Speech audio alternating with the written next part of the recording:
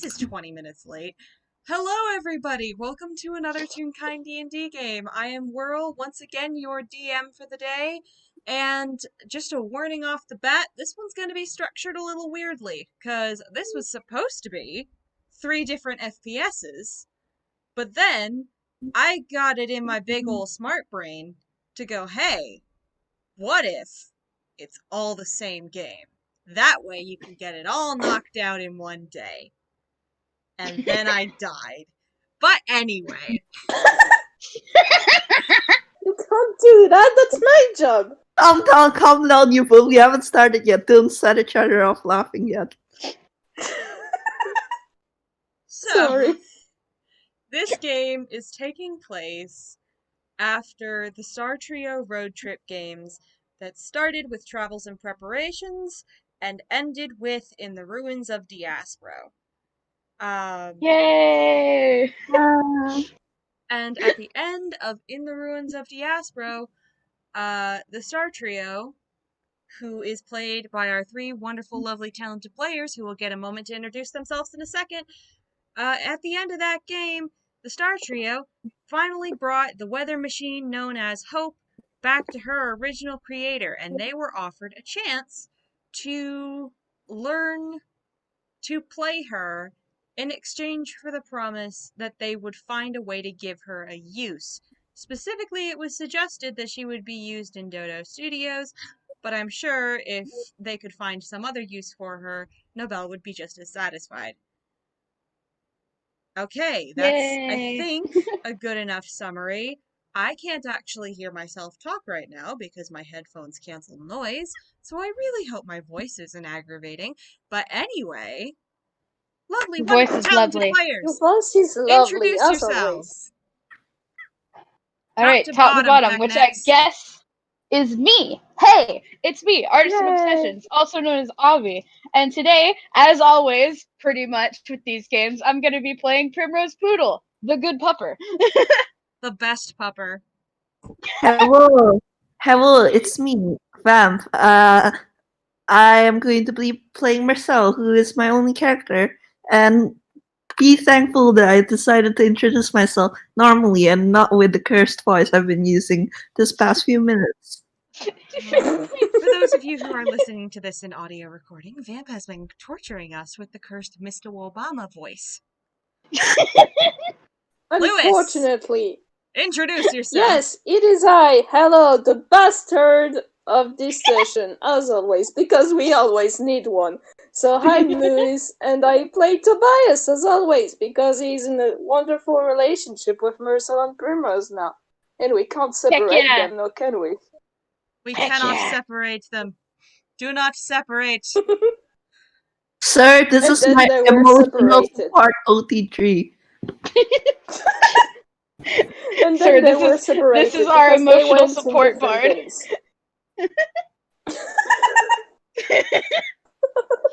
Oh my god. Oh god. Sir, this is my emotional rainbow bard. God, this game is starting off great. Please, he's just vibing. We're just doing Anyway. fan-freaking-fucking-tastic. Okay. So, when I said the game is structured a little weirdly, what I mean is that the first 3 portions, it's only going to be 2 of us. Because the first 3 portions are a snapshot of a personal lesson each of you have had while learning to play the weather machine, Hope.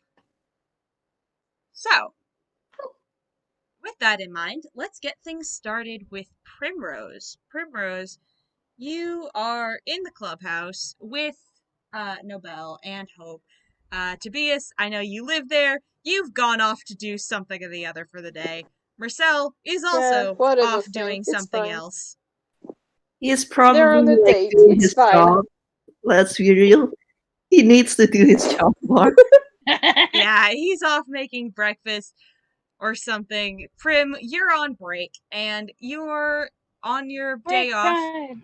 On your day off, you're in the clubhouse. You are hanging out with Hope and Nobelle, And Nobelle is trying to give you your lesson on, okay, here is how this thing operates.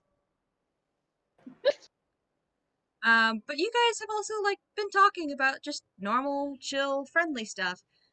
And, she's gotten to know you a little better. You've probably gotten to know her a little better. You two have warmed up to each other, and you can interact pretty casually now. Because, it's been a couple Nice. weeks since you've started interacting with each other, but this is going to be the first time she's actually trying to teach you to play the machine. So, how you feeling about all this, Prim? Ah, yes. Well, do I even need to say it? Prim has puppy energy, and her tail's going. She's excited. Very excited. Roll me insight real fast. Oh, insight time? All right. This one's Can not only loaded. go. This can only go well. 13. Yeah, Nobelle also seems pretty excited. Like, she's kind of on the end of keeping her emotions kind of in check as much as she can, with the fact that she's a fairy. But, he also seems pretty excited. Her glow is skewing more towards the yellow side than her usual, like, soft orange. And her wings are moving pretty fast, and you assume that that means that she's happy and excited, and she seems interested in being here. And she's been explaining to you how the different items on your panel work, because each of you is going to get a different panel of the machine that you work on. And Prim, you are working on the power panel. I think I have that saved. I do not. Fuck me. App. I think it's safe to say that while like Nobelle is like trying to describe Prim what the panel even does, the entire time Prim is just fighting the urge to press the buttons without knowing what to do. I love Prim It's so just much. She's Okay, this just is the like map. the instincts. So yes, Primrose, there they are. you are on the right here working with the power panel. And Novella's like explaining to you, okay, so you use this big crank here on the side to do most of the main power. And then you use this Ooh. lever here when you want to give an extra burst, but then you have to push the lever and turn the crank really fast. These switches up here at the top, they maintain, which parts of the machine are getting power, that sort of thing. And these buttons here on the side, well, they're not actually for anything. They're just to look pretty, and also because sometimes you need a button to press. Prim has been pressing those the entire freaking time. I hope you realize this. Yeah. The buttons that don't do anything. I mean, you gotta understand, the last person, who was supposed to operate Hope also had the same, had Energy the same, levels. yes, she was very much high energy, and Nobelle realized with somebody who's going to be as focused on, with somebody who's going to have as much fucking energy as anybody who's capable of running the power panel, they're going to want something to do with their other hand. So she made it so that you have like 4 buttons here that you can press so you can feel cool and press buttons. Because everyone likes Yeah, pressing heck yeah. buttons. Fidget buttons. Fidget buttons. Fidget buttons. There's actually features like that in each of the panels. The intent panel has those little switches up at the top. Those are simultaneously fidgets, and also they can be arranged to become a locking mechanism. She actually explained this to all of you guys after the end of In the Ruins of Diaspro, because she basically pushed them into a certain position that would completely lock down the machine, and that's why Kyle was never able to figure out how to use it. But that's Peck neither Kyle. here nor there. Oh yeah, no, Pet Kyle, he's terrible. We hate him here. Anyway, Peck him. excuse me. So she's been explaining to you how this works, and ultimately she comes down to explaining what the significance of your role as the power operator is. And what she says is this. Um, so as the person operating the power panel, what you're going to be doing is you are going to be giving this machine as much life as it can. You have a lot of energy. You probably have a lot of spare energy. This machine is going to try and take all of that from you, and you need to give as much as you can without passing out, but also make sure that you're controlling the levels of power you're giving so that you don't overwhelm things and flood the place.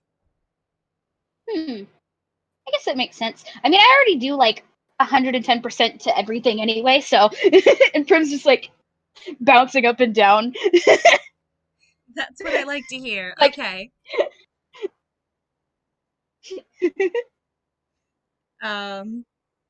Nobelle smiles at you. She's very happy that you're so happy because it's been a while since she's actually gotten to work with her baby here. Prim has not stopped pressing the fidget buttons. she's still pushing them. God Just bless pushing her. them in different orders and like just I would like you to know that the fidget buttons do light up when you press them and change colors. good. She's pressing them more now. And Nobelle is like, okay. Like, she laughs and lets you, like, finish whatever sequence you're pressing in with the fidget buttons, and then she says, okay, so I'm going to have you try and, I'm going to have you try and actually operate the panel for the first time. So, you put this hand here, and she, like, grabs your finger and flies over to the crank handle and sets your hand on the crank handle. But she's Oh tiny. God, that's so cute. That's the cutest mental image. Oh my gosh. Oh. She's tiny. This is what she does. Yes. So I guess Prim just kind of like grips onto the crank once her hands like lifted over onto it, and she's just like looking at Nobelle like, do I do it? Do I do the thing? Should I try something? Okay, now do me a favor and try turning that crank as fast as you can. And I'm going to need you to roll me a strength check with a DC of 15. Okay, strength time. Holy crap! All right, you start Wow. turning this crank, and oh my god, the machine just hums to life.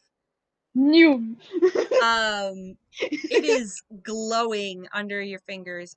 The buttons that you were pressing, you can feel power humming underneath them. And you are turning this crank in a fucking blur with a goddamn 22. New. But there's something off. Make me an insight check. Okay. Oh, and you have disadvantage on this. Oh yeah, that's perfectly valid. I know you already have terrible insight, but you have disadvantage. 12. Because the Either other one was a way, 15, that but 12 fails. is worse.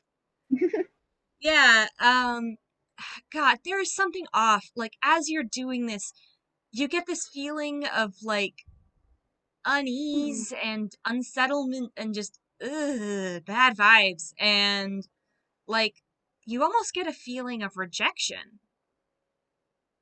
Oh. I think, like, Prim is, like, looking confused as she's doing it, and eventually she just kind of pulls away from the crank, like, I don't think I'm doing it right. Am I doing it wrong? And she, like, looks at Nobelle with, like, because, like, she knows this is her machine. She knows what to do with Hope. Yeah, Nobelle isn't looking at Prim. She's looking at Hope and looking a little confused. And she, like, hovers forward a little bit, sets a hand on the main tank, and then is like, what's the matter? And, like, she tilts her head, and she's explained this to you. When she does this, it's not that she's directly talking to Hope, it's that her connection with Hope as her creator was strong. It's not as strong anymore because it's been 8 years, but it was really strong, and she knows pretty well how to interpret Hope. And so she sets her hand on the main fuel tank, which kind of lets you feel strongest what Hope is feeling. And she, like, tilts her head and she's listening. And she says, oh, that could be a bit of... Did I make her that could be a bit of uncomfortable? a I'm problem. sorry. I'm No. sorry. And, like, Prim's just twiddling her thumbs. No. See, here's the thing. She wants to work with you. She likes you, but she doesn't know you, if that makes sense. Oh, that does make sense. And like Prim just kind of like looks up at Hope like a little uncertainly because like in pretty much all of the games, Prim has never really interacted with Hope. She's just kind of vibed nearby. Yeah. So like she doesn't really have a strong of a connection with Hope as probably Tobias or Mersel would have because I think they've like interacted with her way more than Prim has. Yeah, because Tobias lives with her, and Marcel's Yeah. actually played her. Hmm. But like you're looking up at this machine, and it's not a feeling of it's not a feeling of dislike that you were feeling as you were turning the crank. It was fear almost. It was caution. It was, I don't know how to react to you. I don't know if I can trust you. I want Oh. to, but I don't know you. And Hope, or Hope not is Hope. sus. Yeah, Hope is sus. You gotta understand, she's been in the hands of the Starlight Puppeteer for the last 8 years. She doesn't trust as easy as she used to. She so wants to because she is the embodiment of like so much good and optimistic energy. She wants so bad to trust you, but she doesn't know you. And as Nobelle explains to you, that's what's blocking the connection, that there Hmm. is something holding Prim back from opening the connection all the way and letting Hope know her. Some fear, some discomfort, something she's hiding, and Oh no, wait, is Nobelle like telling this to Prim? yeah, she's basically explaining this, and she's like standing with her hands on her hips, looking at Hope, trying to think, and she's like, I don't know. Is there anything like that you can think of? Ha ha ha ha ha! Make an insight check. Gladly. I don't actually remember what Nobel's insight is. Please hold. That's perfectly valid. Because I haven't actually played Nobel before. Ooh. Well, now you're gonna be playing Nobelle a lot. Oh, she's got a fucking +4. Okay Holy then. crap! All right. That's a 14. What do I get with a 14? Hmm. It it's not a 15 because like this is like some of Prim's harder to read emotion stuff. Like Mm-hmm. as like Nobelle has been explaining like hey is there like something that you're keeping to yourself, Prim has just gotten kind of tense. And like Prim is normally like very loosey goosey with her posture, but like the moment you mentioned secrets and keeping things to herself and not opening up, Prim is tense and she's just like kind of awkwardly rubbing at her arm.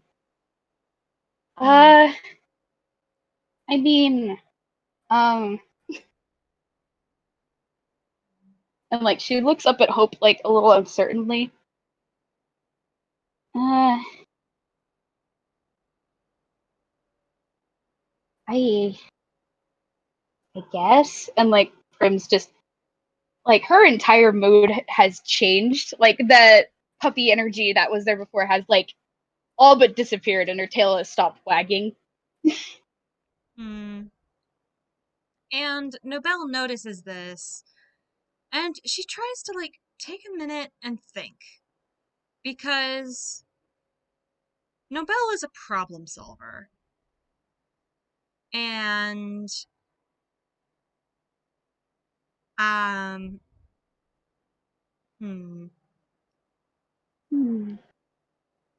She's a problem solver, and she's seeing a problem that she not only wants to solve, she needs to solve if she wants to give Hope the chance she deserves.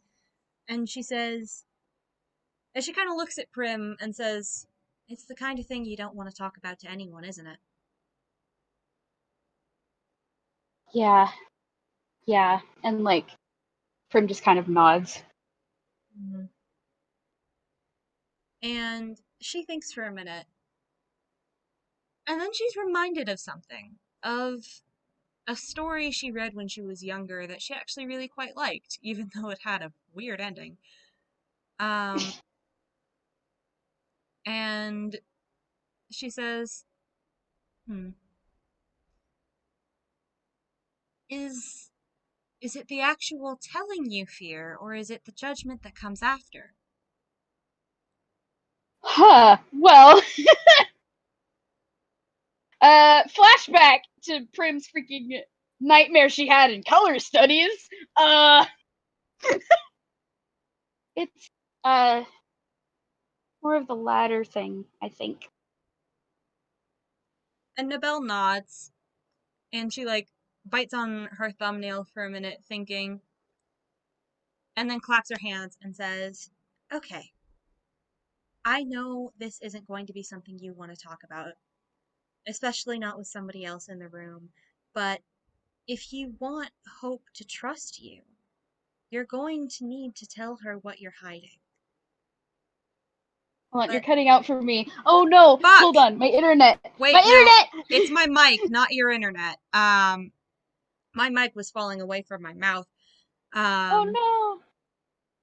Basically, what Nobelle said is, I know you're not going to want to talk about this, but if you want Hope to trust you, you're going to have to tell her what you're hiding so she knows that you're not going to hurt her. Oh. Oh. But I also know that it's not the sort of thing that you would want to say with anyone in the room. So how about this? I'm going to leave. And I'm going to go do something else. Don't know what. Probably... I'll probably build some piece of jewelry or something. And while I'm gone, you tell her everything. She isn't going to leave. She can't. She doesn't have feet. She's not going to judge you because that's not the kind of personality she has. She's just going to listen, and you guys can establish some trust. Okay? Like, Prim discomfort levels are only growing. Because, like, this is. I'm gonna be straight with you here. This is something Prim has never talked about to anybody. She hasn't even told her grandpa about any of this stuff, and she's just. The idea of even talking about it is scary to her. Mm-hmm. And Nobelle kind of confirms again that no, nobody's going to be in the room except her and Hope. Nobody's going to be listening. I mean, I can try, and like Prim just kind of gives Nobelle a nervous smile. It's very forced smile, but a smile nonetheless. Nobelle, like, flitters forward a little bit and gently sets a hand on Prim's nose and smiles and said, That's all I need to ask from you. All I ask is that you try. That's Cut cutting off out for at me the end, again. isn't I'm it? sorry. Fuck! I'm sorry.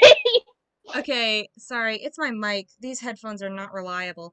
Nobelle, she flutters forward and she sets a hand on Prim's nose and she said, You trying is all I can ask from you. Okay. And like just for flavor, when Nobelle did put her hand on Prim's nose, it did make a squeaky toy noise because that's what her nose does. Oh, that's so cute. I love her so much.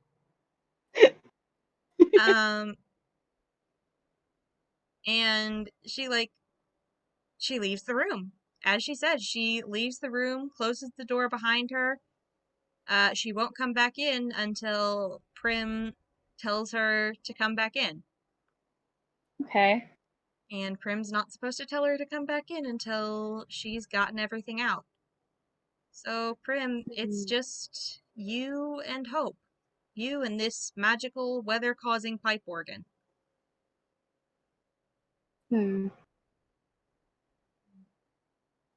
Alright. Prim's by herself now, obviously. So she's just like staring up at Hope, and her posture is just like it's gotten tense again, and she's just like I think she like takes a couple minutes just to like pace back and forth around the clubhouse, just like trying to work up the courage to do so. Mm-hmm. So there's just like the click clack sound of her paws like going on the floor back and forth from like the cozy corner to like almost near where the door is, and then back and forth as she's just trying to Work think up of the what to nerve. say. Yeah, work up the nerve. And like she does this for like maybe a solid 30 minutes. Just like trying to psych herself up and then like dashing it away again and then psyching herself up again and then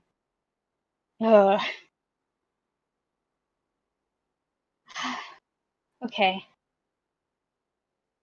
Okay.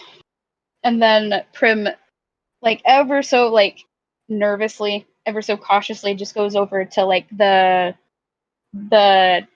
piano keys on Hope, and she just kind of like hesitates before she kind of rests a hand on them, just like tracing over the white and the black keys.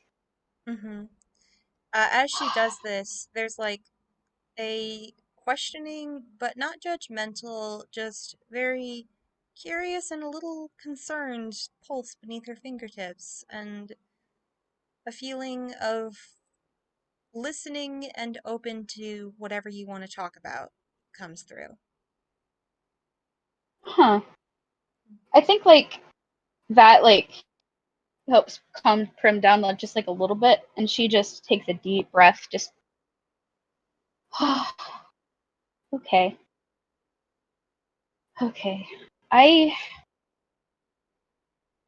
I'm gonna be very honest, or at least I'm gonna try to be very honest, because you deserve honesty, I think. I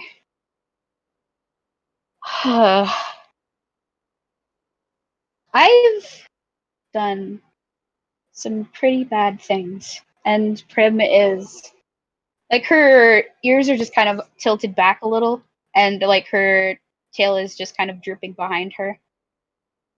I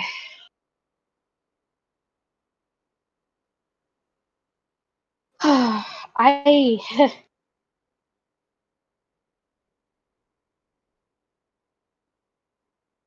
I'm not a good person.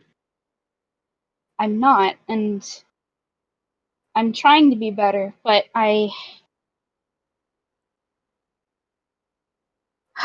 I've made a lot of dumb mistakes in my time. I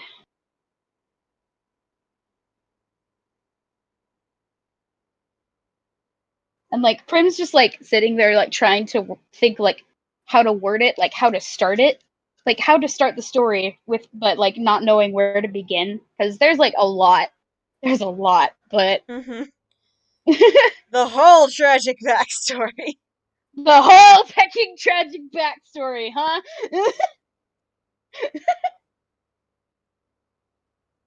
Well, I guess the most logical way is the beginning, I guess.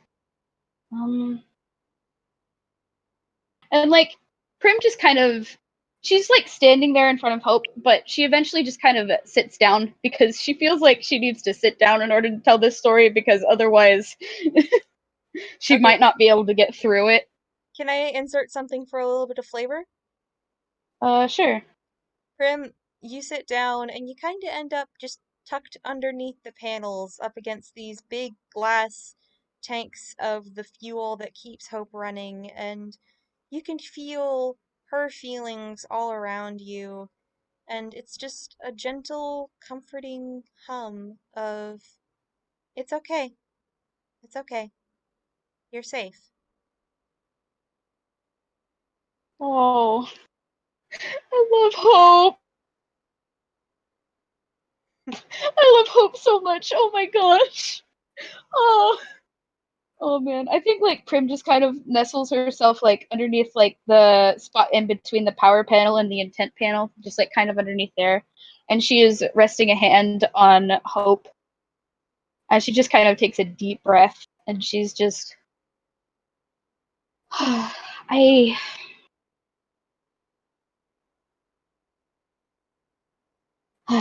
a couple years ago, I um I got into performing.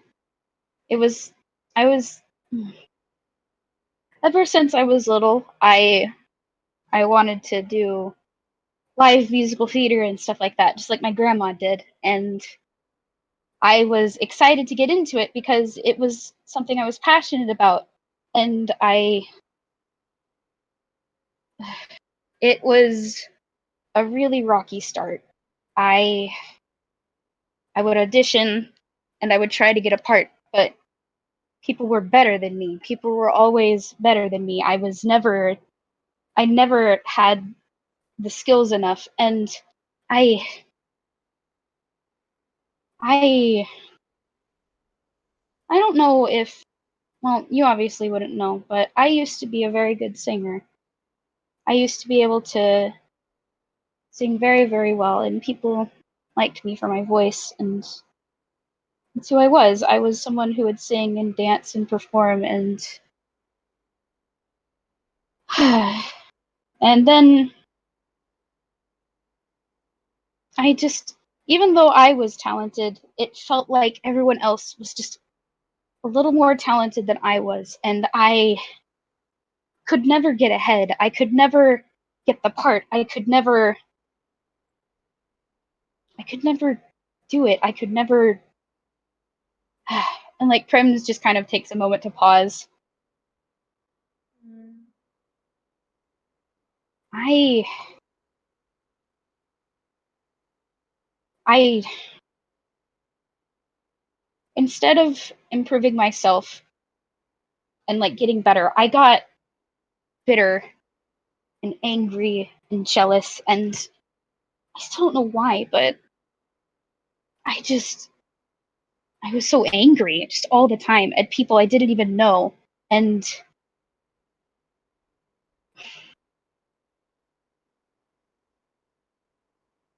I just felt like I had worked so hard to become talented at something, and yet everyone else was just better than me and I couldn't do anything about it. And then I met a little girl named Callie, who has a very special talent. She and like Prim has to stop for a second because this is the rough part. This is the really rough part. She probably just falls quiet for just like 10 minutes. Just Yeah. There's like a feeling, it's like a hug, but not a hug for your body. It's a hug for your heart. oh, I love Hope so much. Oh no. Oh man, the hug is exactly what she needed. Oh my gosh. There's Prim just just like takes this it. feeling of a soft hug for your heart, and just there's just, as has been the case for the entire time you've been saying this, there's this feeling of somebody who's willing to stand by you and support you and care for you, and who isn't going to just let you fall because you made some mistakes. Oh, I love Hope so much. Oh, Prim loves Hope so much. It's only been like 10 minutes of her vibing with Hope and telling her this, and she's just, I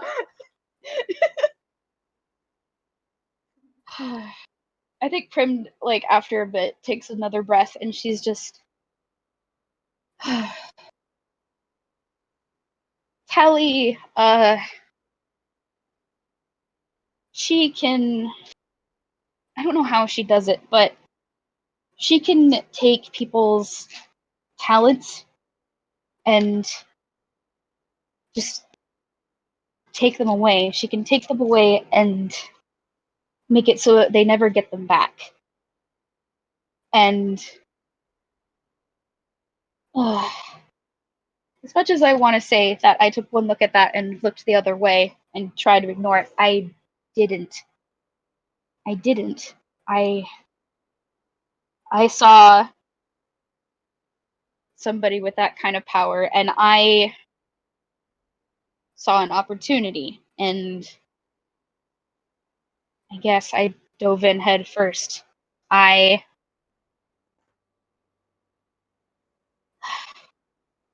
I paid her a lot of money to steal the talents, to steal like singing and dancing and acting from people who were trying to audition for the same parts as I was, because I wanted to be in the part and I didn't want to, like, it was easier to make people worse than me than for me to better myself.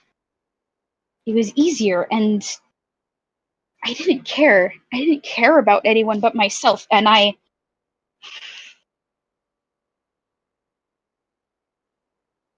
was selfish, and I was cruel, and I ruined so many people's lives. I ruined so many people's lives.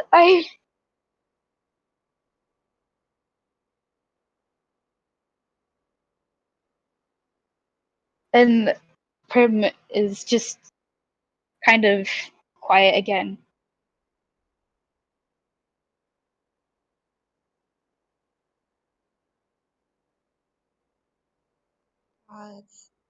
Sorry, I I needed a minute. Um, gods, well, Hope is listening, but there's no feeling that she's upset with you. Oh. There's just because she knows you, Prim. That's something Nobelle's explained is that Hope doesn't see like you or I see. Hope doesn't see with eyes, but she can be aware of the people who come into contact with her, and she sees something else. She sees right down to their hearts, and Prim, she hasn't gotten to interact with you, but she's seen you so often, and there's a reason she wants so bad to get to know you and trust you and work with you. It's because your heart is purely good, and she actually shows you this as you like have to take your breath. She shows you through like this amount of pure contact that you have with her, right up next to where her fuel is, which is where her emotions and thoughts flow through. She shows you that your heart is good, that even though even though you messed up bad, but you're trying to be better. You're trying to be You're trying to make up for everything you've done wrong. You're trying to be a good person, and you have a kind heart. And even if you've messed something up, she doesn't think that makes you a bad person. She's not going to leave you, and she doesn't think anyone else will either. Because you're good, and you're trying, and that's what counts. And you're sorry, genuinely sorry for what you did. And she cares about you. She's not going to let you fall. She's going to keep you safe. Everything's going to be okay. You're trying to be better, and she trusts you. Oh. Oh. Oh. I love Hope so much. Oh. Oh man. I think like with all that, Prim is just she's still kind of quiet, but she's kind of awkwardly hugged onto Hope's fuel tank. Because it's pretty big, I imagine. So it's just her kind of pressing herself up against it. Yeah, there are three down here on the bottom under the panels. There's one that goes into the power tank, or the power panel, one that goes into the intent panel, and one that goes into the focus panel. And you're just like leaned up against the power panel tank with your arms wrapped around this thing that's the size of a tree trunk. Yeah.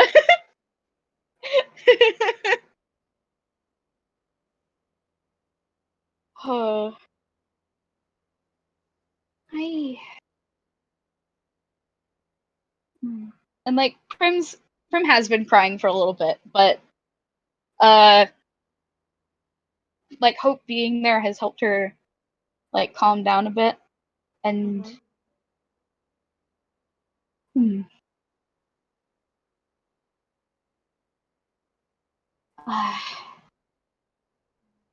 I also never told anyone how I lost my singing. I mean, it's probably pretty obvious how I did it, considering who can do that. Mhm. Um, it was like a couple years into doing this. I did this for a while. There was a part that I really wanted, and there was someone else who wanted that part just as badly as I did. And I figured I could do the same to her like I did to everyone else. Just take a talent and never have to worry about her again. But it didn't work like that.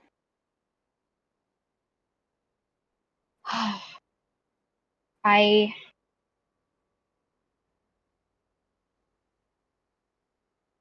I fully expected the next day to go up to the audition and watch as she tried and fail to sing like I did because it was a singing part and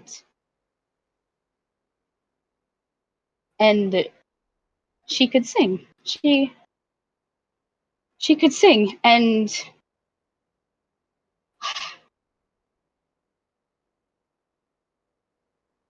I couldn't.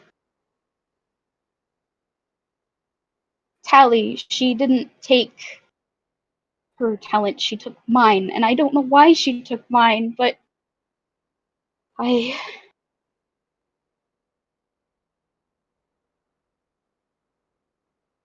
I just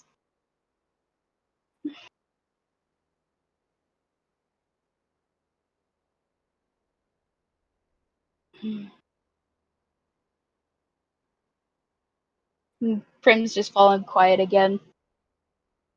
Cause like as difficult as it is to like explain like all these things that she's never explained to anyone, it's also like she can feel like a wave of relief that at least somebody else knows now, Mhm. not just her. It's like a weight is getting lifted off her shoulders that she's been keeping to herself this whole time. And I would like you to know that this whole time she's been explaining about how her own talent got stolen. There's still that feeling of like a hug for your soul, where just like, but there's also a physical sensation as like the fuel tank that you're hugging, it warms up, and there's like, you can feel it gently vibrating as like hums and pulses of magic go through it, and it's very comforting. It's like she's trying to comfort you as best she can and cursing the fact she doesn't have arms. Aww. It's okay. Prim has enough arms for the both of them. Hugs.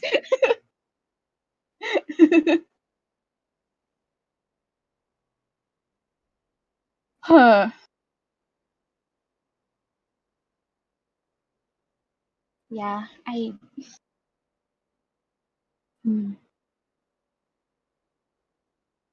I mean, I think that's all I can think of at the moment. And Prim is she's just taking like a couple minutes just to be near Hope because being near Hope is nice. Sir, this is my emotional support pipe organ. Exactly.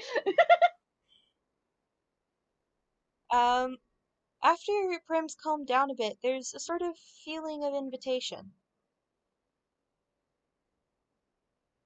And like Prim just kind of glances up at the feeling of the invitation. She's like, "Oh, do you want me to?" And Prim just kind of awkwardly uh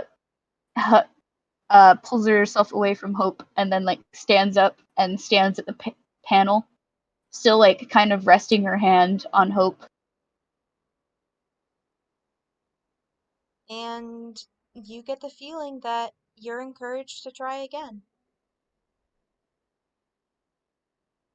Okay.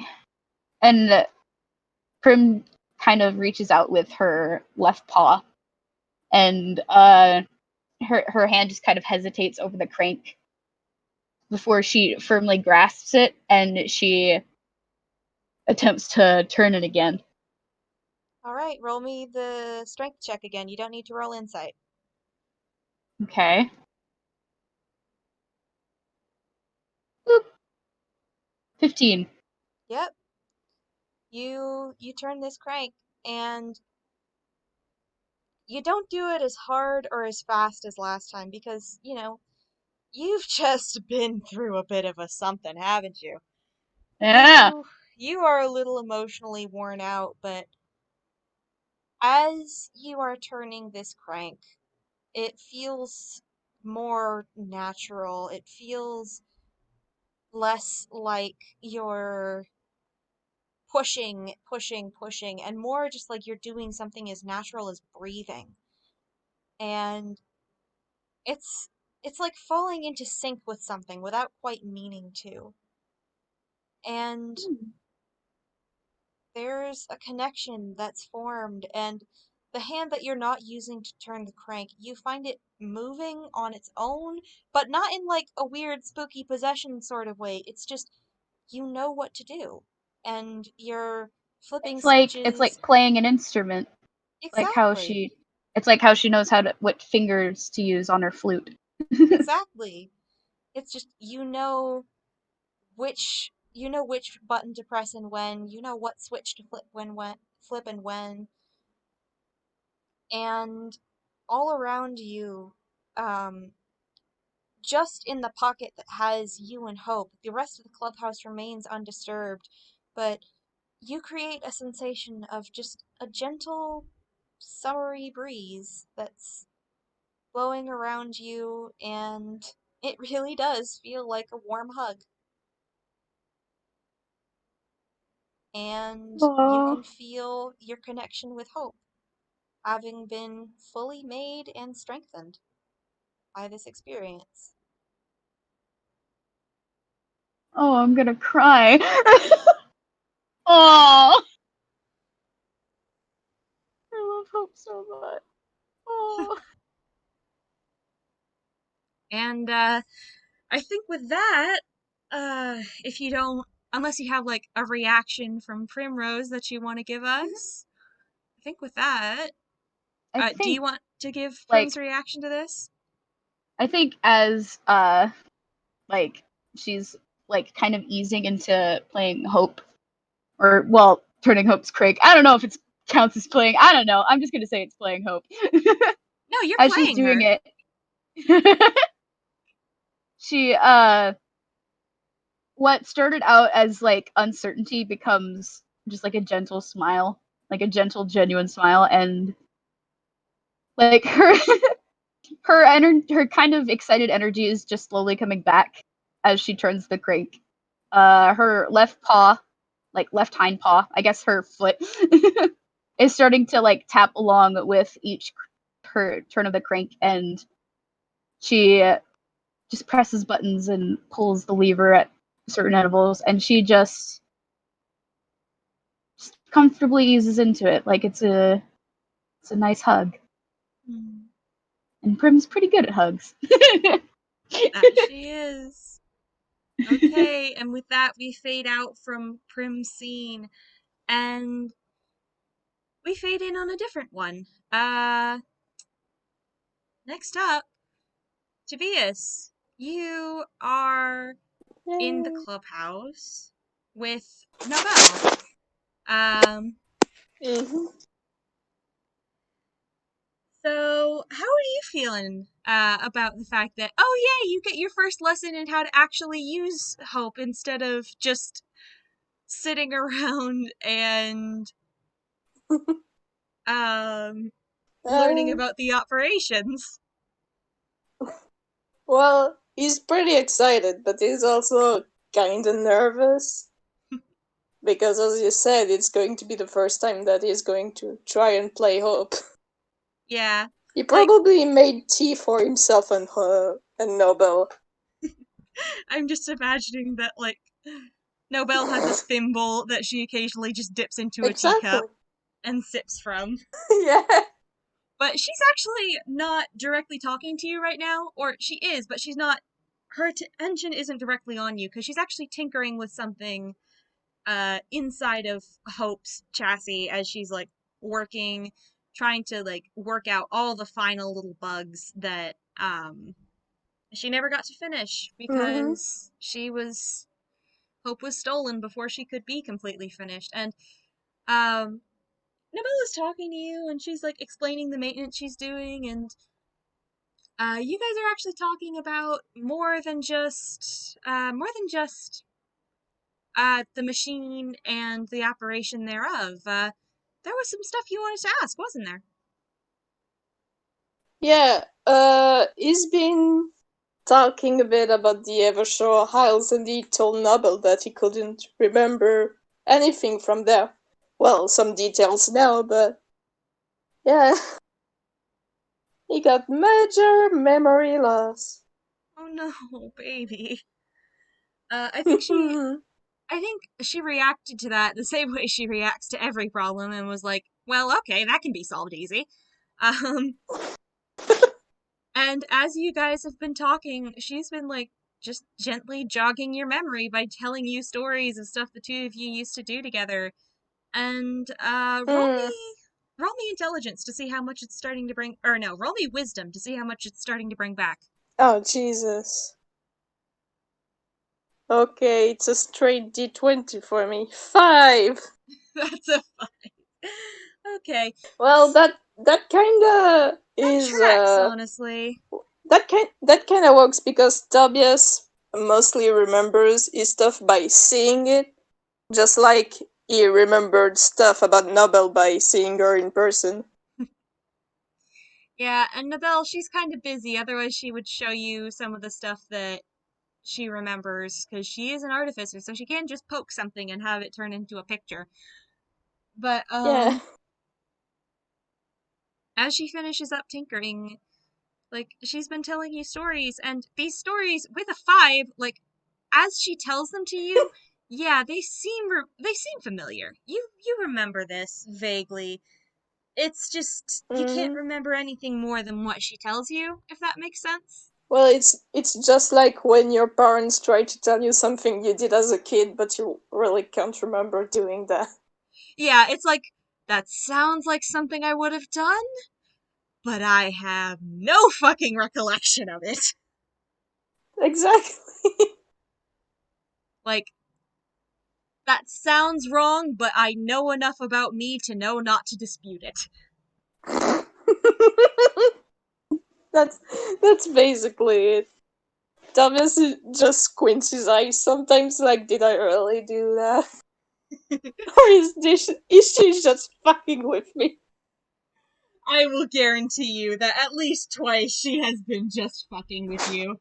And she, like, catches the squint and starts laughing her ass off. I can't believe this. She missed you. Oh man. It's fun having the person she used to babysit around again. Yeah.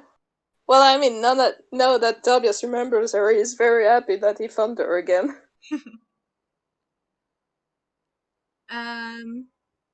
But yeah, she's been working around some stuff, and as you guys are talking, she says, "Actually, before we get started today, I did want to ask you about something. Mm-hmm. Um, well, you know how when I mentioned that I would need you three as operators, and I would need you to find somebody to be a maintainer? Yeah? You reacted very enthusiastically. Have you found someone?" Oh, well, I've not found someone. I know someone that could be a really good maintainer. Do tell. And you can tell. Uh, Roll me insight real fast. mm-hmm. Well, it's exactly the same thing. Straight D. Oh, 19! Yeah, that tracks. You know her pretty well.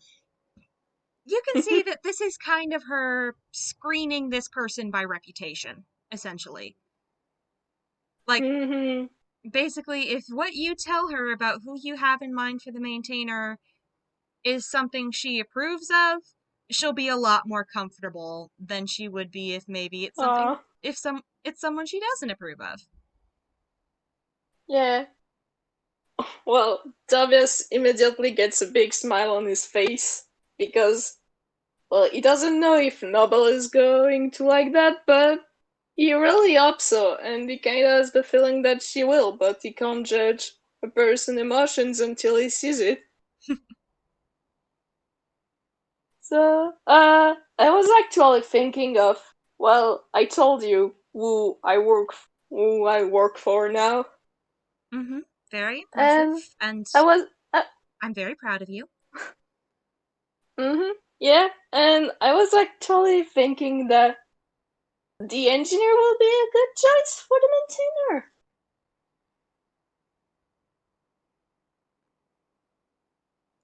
One sec. Somebody just knocked on my door. Oh Yes. god, a message. I'm not even halfway through yet.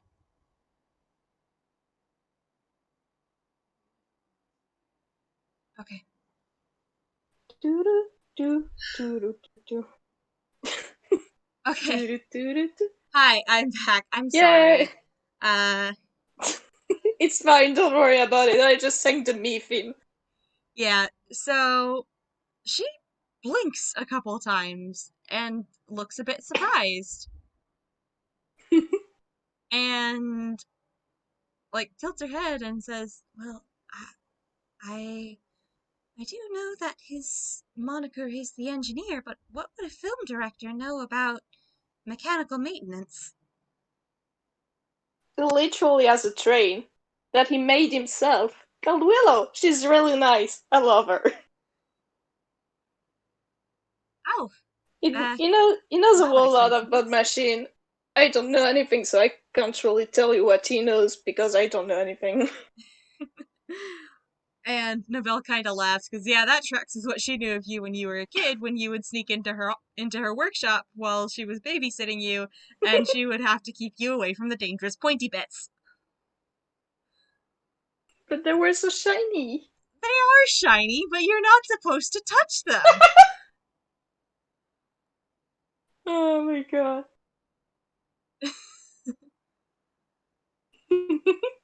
And But yeah. she like thinks about it. She probably asks you a couple more questions.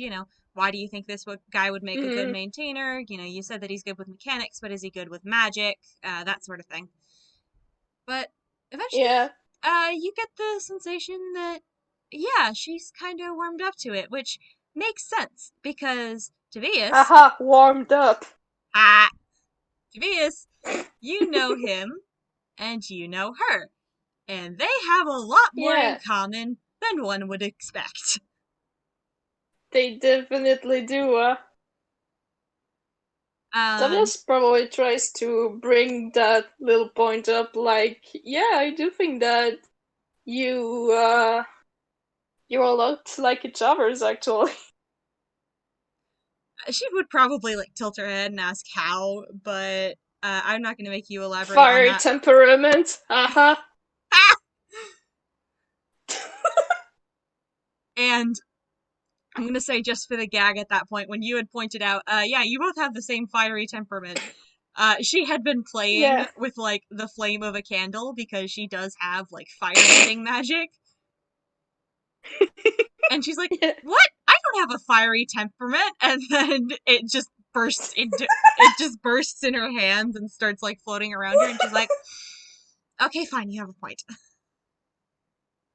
You hear a snort. It may be coming from Tobias. Just like, I don't have a fiery temper. I am the picture of calm.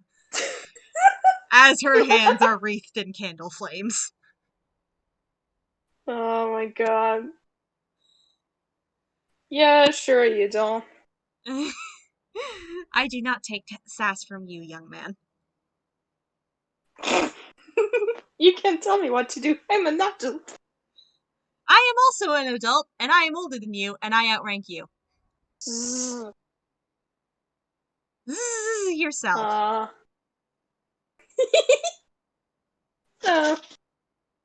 They're just... Thomas is just kind of laughing because he loves her. She loves him too. This is just them being dumbasses. Exactly. But she kind of nods and says, well, I won't be teaching a maintainer. I guess I won't be teaching the engineer the same way I'm going to be teaching you.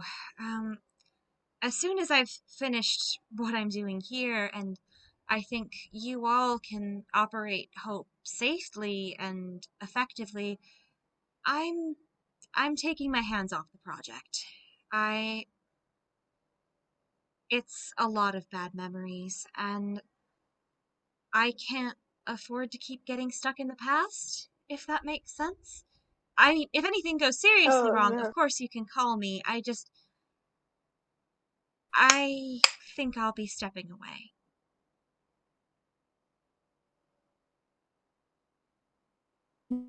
You do what you gotta do.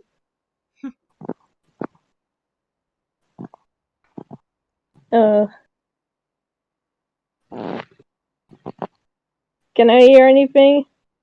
I can hear you. Wait a second, it just my earphone disconnected. I'll be back in a second. Wait, okay. Technical difficulties. Do do do do do do do do do. Technical difficulty song. It's the technical difficulty song. Technical difficulty song. We don't know how to sing it, so it's just gonna keep going on. That doesn't actually rhyme. Oh god. Yes, okay, I'm back. Hello, Lewis! I don't know why my earphones take so much time to connect again. But anyway, I can hear you just fine. Everything's fine. Welcome back. You're a little muffled. Do you mind moving closer to your mic? Hello? A little closer. Is this better? That's better. It's still my earphones. Yeah. It's fine, everything is fine. You're back. Okay. Vamp can't hear you, but hopefully that will be fixed soon. Oh no. Okay. And she kind of laughs a little and says, after she's like explained that, oh yeah, unless things go really, really badly wrong, once you have a maintainer, I am taking my hands off this project because Hope doesn't trust me anymore, and I can't force her to.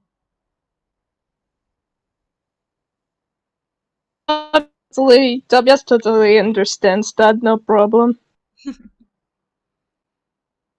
And, she, like, claps her hands together. Like, she looks a little sad for a moment. Her glow goes very blue and drippy. And then she, like, shakes her head, claps her hands in front of her face, and there's, like, a moment where her glow goes out completely. And then when it comes back, it's orange. And she says, right, okay. It's your turn to learn to play. So, come on. And she, like, grabs you by your hand, which Oh is man. so much bigger than she is, and she drags you over. Because, fun fact, despite the fact that she is, tiny, uh, her strength is the same as it was when she was normal sized, for mechanical reasons, and her strength is a fucking 19, my dude. This is a very buff, tiny fairy. Yeah. God, she's way too strong. She should be that strong. She's way too strong for something so hecking tiny. Who allowed this Can't tiny fairy to be made of beef?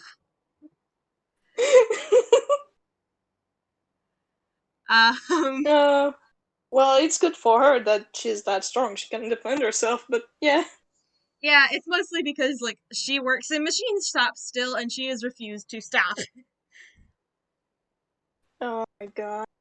Just being tiny does not mean that she will not lift all the fucking heavy metal things. Good for her. I'm glad she can do that. Yeah. Tobias is scared. No, he's not. Yes, he is. And she pulls him over to the piano and says, "Okay, you know how to play piano, right?" Yeah, I do. Okay, it's like that. That's literally it. It's like playing piano, but there's something else involved, but I can't quite explain it. It's complicated. Just give it a try. Okay. And yeah, he does try. Okay, I need you to roll me an insight check and a wisdom save. Oh Jesus. Well, it's a D20 for both. So do I just roll it twice? Yeah.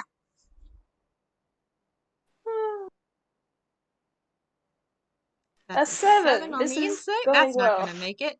And And a that's a 16. 16 on the wisdom. That's not gonna make it either. You do have No. advantage on insight though, because you have been living with her. With Hope, not Nobelle. Oh. You have Well. advantage on insight. Yeah. Okay. Ooh. A 16 again. Okay, on that one, on the insight, you do kind of get a feeling. So you kind of get what's going on, and that's that she's trying to make a connection with you. But there's just something wrong, man. Something's just not clicking. Like, you can sense her feelings. She can kind of sense yours. But something's just, there's some spot where it's just not meeting in the middle, if that makes any sense. I guess it does. There's just, like, there's some disconnect. And as you keep trying to play, it feels off. It feels, it feels like you're doing it wrong. Yeah, Tobias probably doesn't need to say anything to Nobel. Like, he's making a face. And is sky blue. Which Nobel knows because she actually asked Tobias color chart from when he was a kid. So it basically means that he's unsure about this. Yeah, she, like, notices this, and she notices how Hope's behaving, and she's like, huh, that's weird. You two have been living together. It's not a matter of trust. What is it? And she, like, Well, I mean, I never. Well, I've been talking to her, but I never actually tried playing her like Mersel did. well, that shouldn't be it either. Hell, if you've been talking to her, this shouldn't be happening at all. And she, like, flutters forward, and again, the same as she did when she was working with Primrose, she sets a hand on the main fuel tank. And she, like, listens, trying to figure out what's wrong. And she's like, it's not coming from her. She really wants the connection. It's something on your end. And you see Tobias's sky blue just turns darker. And there's also some spots of gray. Nobelle, like, kind of frowns and thinks, and I think it's like, it's noticing that you're blue and thinking through, like, a bajillion things at once. Okay, he's blue. Blue is the opposite of orange. Orange is the color he turns when he's confident. I wonder if it's a lack of confidence. Is it a lack of confidence? And, like, she asks, Uh, she doesn't say that out loud. That's, like, her thought process as she, like, looks up at yeah. Hope and, like, tilts her head to the side a little bit and, like, tries to read Hope's feelings. And Hope, like, Hope doesn't trust her, but she still knows her well enough to, like, explain things to her in her own weird way. And Mm-hmm. Nobelle, like, kind of has this moment of realization, and her glow, like, brightens a little bit, and she tilts her head and says, huh, well, that's the problem. Tobias, you're pulling away. Uh, What? she's trying to make the mental connection she needs with you to be able to function properly, but every time she almost makes it, you pull away somehow. You, hmm. Hmm. What's stopping you from being able to connect fully? What do you think is holding you back?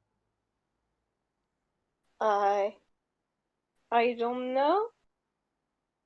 I Obby? maybe I'm not maybe I'm not the right person for this because I really don't know what it could be. Maybe it's just that I can't connect. Toby, you can. She is What? trying to. You almost make it, and then you pull away. It's not that you can't, it's that. Are you scared of it? I don't think I'm scared of it. I'm not scared of up. I'm not I do want to try. I Then It's starting to get more gray and turning to a more dark blue, which is when he's sad. And then it doesn't stop on that. It goes to lavender after that, which is his regrets color. he look, Because he is trying. He doesn't know him. He's sorry that he can't do it. she looks at him and she tilts her head up to the side and says, "Are you worried about not being good enough at it? Or Uh, mm, I don't. Uh, hmm. you It mentioned that doesn't. It doesn't. you mentioned that, maybe you're not the right person, but to be as nobody is the right person. If we all wait around for the right person to come along, we'll never find them because there's always going to be somebody. And I think Hope and I both know that you're just the right person to play her the way you will. You just gotta stop worrying about it." Am I really the right person though? Because what if I mess up? What if something goes wrong and I do something bad and uh and I'm not enough for this and then Primrose and Mersel can do it just fine and I can't and I just slow the process down and I just can't do it. Toby, that those what ifs, those don't matter right now. When those what ifs, if they happen, when they happen, you just you go with the flow. That's what intent is about. Intent is learning to keep up with the pulses of the other two and turn them into something beautiful. And Tobias, you and I both know that you are capable of creating so many wonderful things. You have a lot to give. You just need to stop worrying about what could go wrong. You need to stop worrying about whether you're right for this, whether you're going to be enough, and just focus on the fact that, well, that doesn't matter. You're doing it. Hmm. He's still, uh, he's still not convinced. Like, with Tobias, it's rare. Like, it's starting to be more, and it's noble too. So it's rare that you need to do insight checks because you can literally read him quite well. And he's still not sure about this. I think Nobelle tilts her head, thinks for a minute, and says, "Tell you what, I want you to do something for me, okay? I want you to do something. I can do that. I want you to try again, but this time, I don't want you to think about anything that could happen or what anyone else is thinking, what anyone else will do, how anything else will go. I want you to just focus on the feeling of your fingers on the keys, and I want you to focus on all the things that brought you up to this point. I want you to pay attention to your own feelings more than anyone else's. It's no one else, it's just you and her, okay? I want you to focus on that right now. Mm-hmm. And I want you to try it again. And I want you to not worry about anything else, okay? Promise me that you can do that. I can try doing that. Nope, not try. Uh, it takes a few seconds, like to calm himself down. Even if he's not panicking, he's just calming himself down. Mm-hmm. Uh, I I can try. I can no. I can. Yeah, I can do that. Yeah. And she gives him the biggest smile and gently guides his hands to rest on the keys. Because that's what she's been doing when she's been teaching him which keys do Aw. what and what tunes are used for what effects. Is that she gently drags his hands over to the keys Hmm. and she Well. sets his fingers down on the keys and then steps away. Hmm.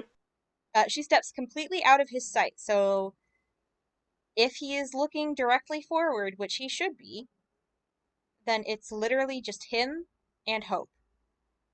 Nobody else. Hmm.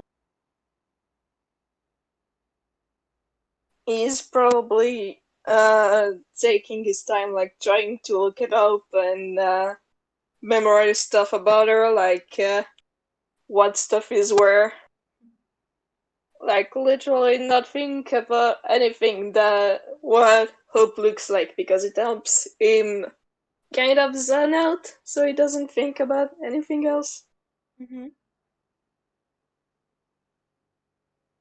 And he's gonna try slowly to play something, Okay. just still while looking at Hope's features. Yeah, as you do this, um,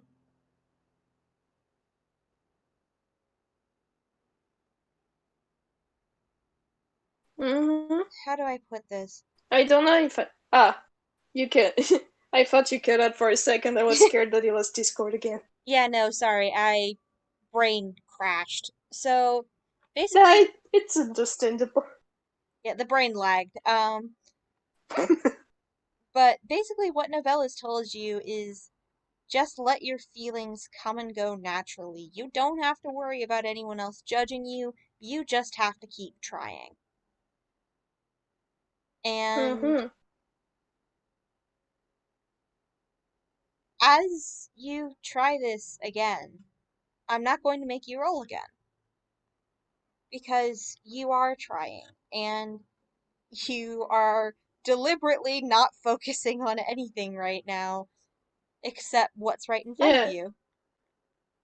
And you subconsciously feel the connection being made as you go from choosing which keys you're pressing to a sort of guidance. There's a feeling of being guided as your fingers move over the keys, and some of them warm up or cool off under your touch, and it's like you are being helped.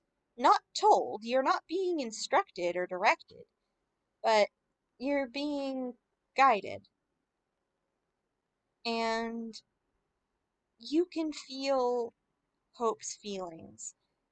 And she's so excited.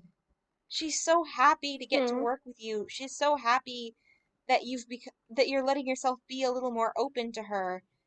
Just that little bit she needed to actually form a connection. She's so excited to get to work with you. She thinks you're so cool. And as you're playing, are you looking at the keys? Yeah, he has been looking at the keys now.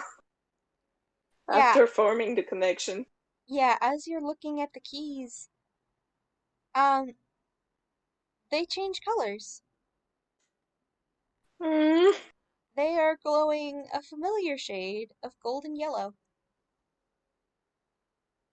Well, speaking of colors, looking at Tobias's appearance, well, the most noticeable thing on him is, of course, his colors. And right now, he's not the golden yellow, he's a yellow but more soft one, with kind of a little bit more of orange into it, which on his chart it will be written as idealizing, but honestly the whole hue is more associated with hope.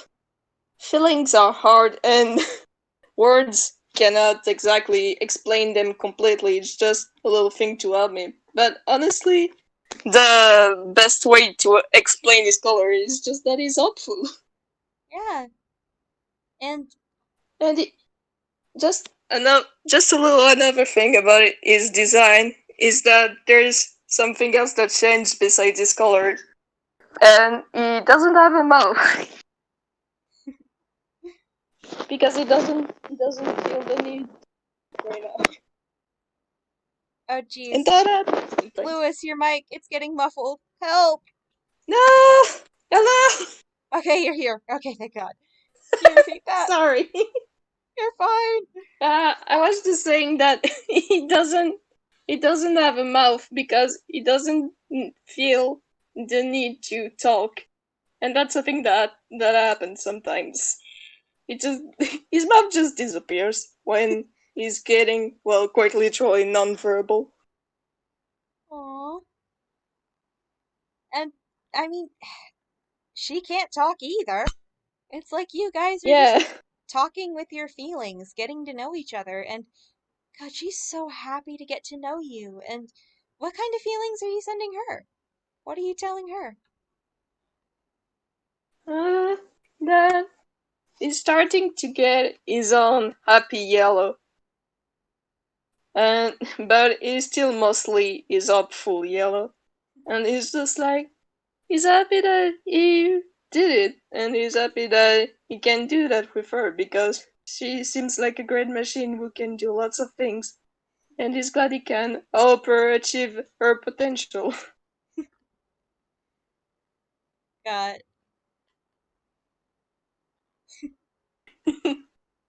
That just makes me happy, and you can't see Nobelle right now. You wouldn't want to. But she's, like, standing behind you, and she's just glowing like the sun. She is so happy. Because you guys are both happy and you're getting along and see, she fucking told you you could do it. Yeah, you can do it. It just has a lot of thoughts and a lot of anxiety. And sometimes you need to be no thoughts head empty. Exactly. Sometimes you just need to be enough out head empty. No thoughts, head empty. That is how you connect with hope. Yeah. Uh, So for everyone who is listening after, Obby just said in the chat, me theme plays in the distance. Which is Obby, I love that's you. on point.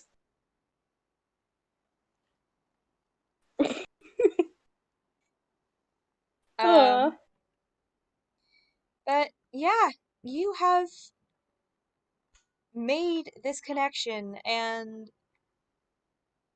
the panel, like, it starts as like a highly simplified imitation of your happy yellow, but as you're playing, the lights that are shining up from in between the piano keys, they start to shift to match yours. They start to shift to match your Aw, colors.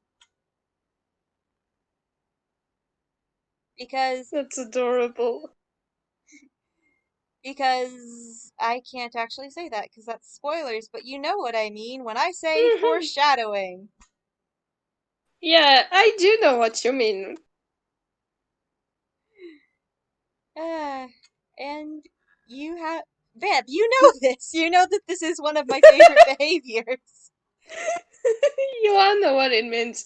Like everyone in the group, Obby, Vamp, Whirl, and I, we know what it means. Hope and Toby I'll color tell you matching. after Vamp. Yeah, they color much.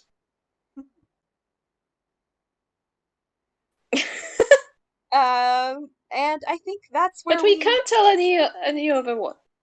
Yeah, no, that the rest of that is a secret. That's for later. It's a secret thing that will help us later. Exactly.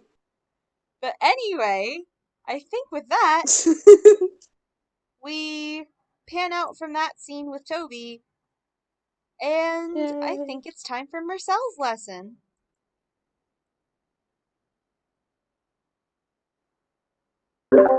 Hello. Hello! Okay. Before we start, bear with me as I bring my laptop upstairs because it's at 10% and I just noticed. Oh god, I go need to charge your grab the fucking. charger. Okay, we need to like pause for a sec so Vamp can grab the charger.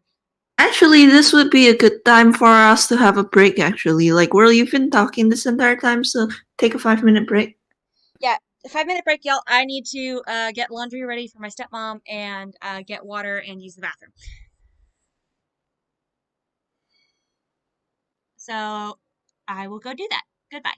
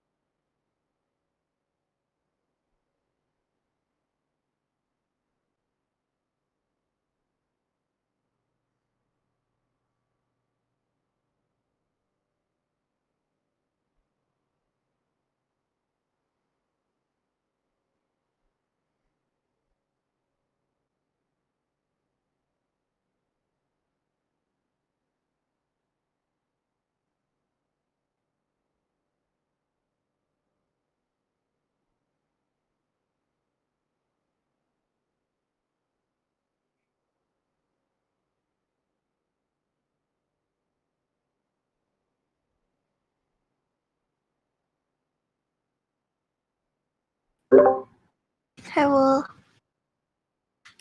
These bad kids can fit so many emotional problems in them. You're right. Although considering it's break time, like, oh, Obby, you're unmuted. Hi, Obby. I love you. Nick died. Oh no. Lewis, unmute, you coward, so I can love and appreciate you properly as well. You're the pecker. Hello? Hello. Hello? We're vibing. Hello. Have you drunken? Have you drunk? Have you done your laundry? Have you done everything? I did the laundry, and I have water, so I'm good. Yay. That's good. Do you want to wait until, has it been full 5 minutes? I don't think it's been a full 5 minutes, but We could take a little break if you want. You've been talking for a while. I'm actually gonna go use the restroom, and when I get back, we can start up, okay? Bye.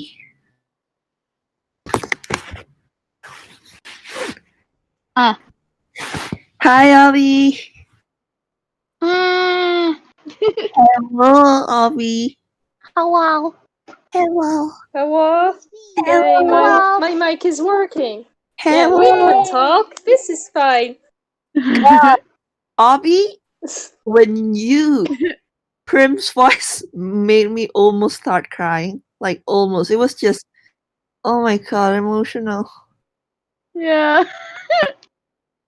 Look, I've been really picking excited to like talk about that because I'm just I'm very glad you got to talk about it because I knew the lore and I was so excited to hear it in a game. Yeah. lore. It's finally picking relevant. Finally. Finally. Oh my god. God, Tobias took way I less feel so time picking to validated. connect. Look, the Tobias scene has been so cute. It I was so know. cute. Thank you, I'm glad. God, all the It was scenes so were cute. amazing.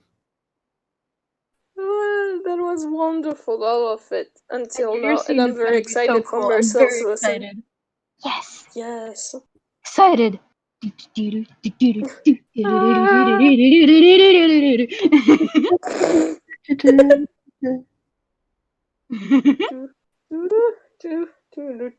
Every time.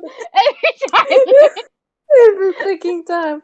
I don't know if I can sing it for more than 10 seconds because of the copyright. You've already tried twice. You've already tried twice in one Yeah, recording. but We can't do it anymore. no! I am being restrained! Restrained by copyright. I can't believe this. Why are you This is surprised? Lewis does terrible. this every time in every voice chat. Okay, true. I'm sorry, by the way. I am just commenting, but right now my brain is playing me music, and I have been unable to retain everything said so Oh, far. that's totally totally valid. That's totally We're valid. just dying. We're just Hi. vibing, man.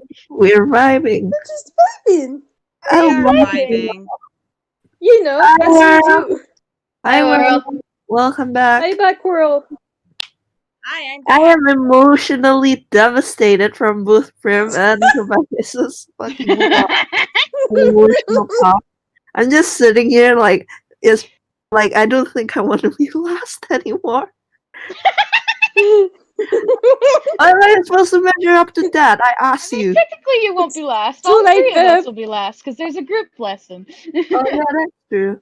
Yeah, So we can all be last together. exactly. Get Yay! going then. Let's get going. It's definitely been over 5 minutes now. Oopsie. Right, I'm going to mute. It's fine. Bye. We love you. Have fun during that lesson. I love you all. Bye. Okay, so that takes us to our third lesson.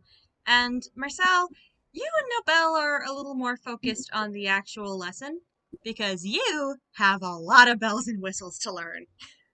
Oh boy. If you take a look at the map I sent in the game zone of Hope's panels, and look at the focus panel, and look how many more buttons there are on the focus panel compared to the power and intent panels. Oh my god. Oh god, I genuinely thought that a few of them would be stim buttons as well, like they were for Prim. There are a few of them that are stim buttons, specifically the 3 on either side. But the main block of them over in the middle like that are all in rows of 4, those are all functional buttons. Oh boy. Well, it comes with being the focus panel, I suppose. Yeah, comes with being the focus operator. As she's explaining this to you, she's explaining that the focus operator works their panel in a manner similar to, and this is not something that actually exists in Toonkind D&D land, I don't think yet, but I'm gonna say fuck it does, because I make the rules, and we can have things like iPods, so we can have things like the thing this is based on, which is a MIDI fighter. Ooh, what's that? Hang on. MIDI fighter. It's based on a MIDI fighter, which looks like this.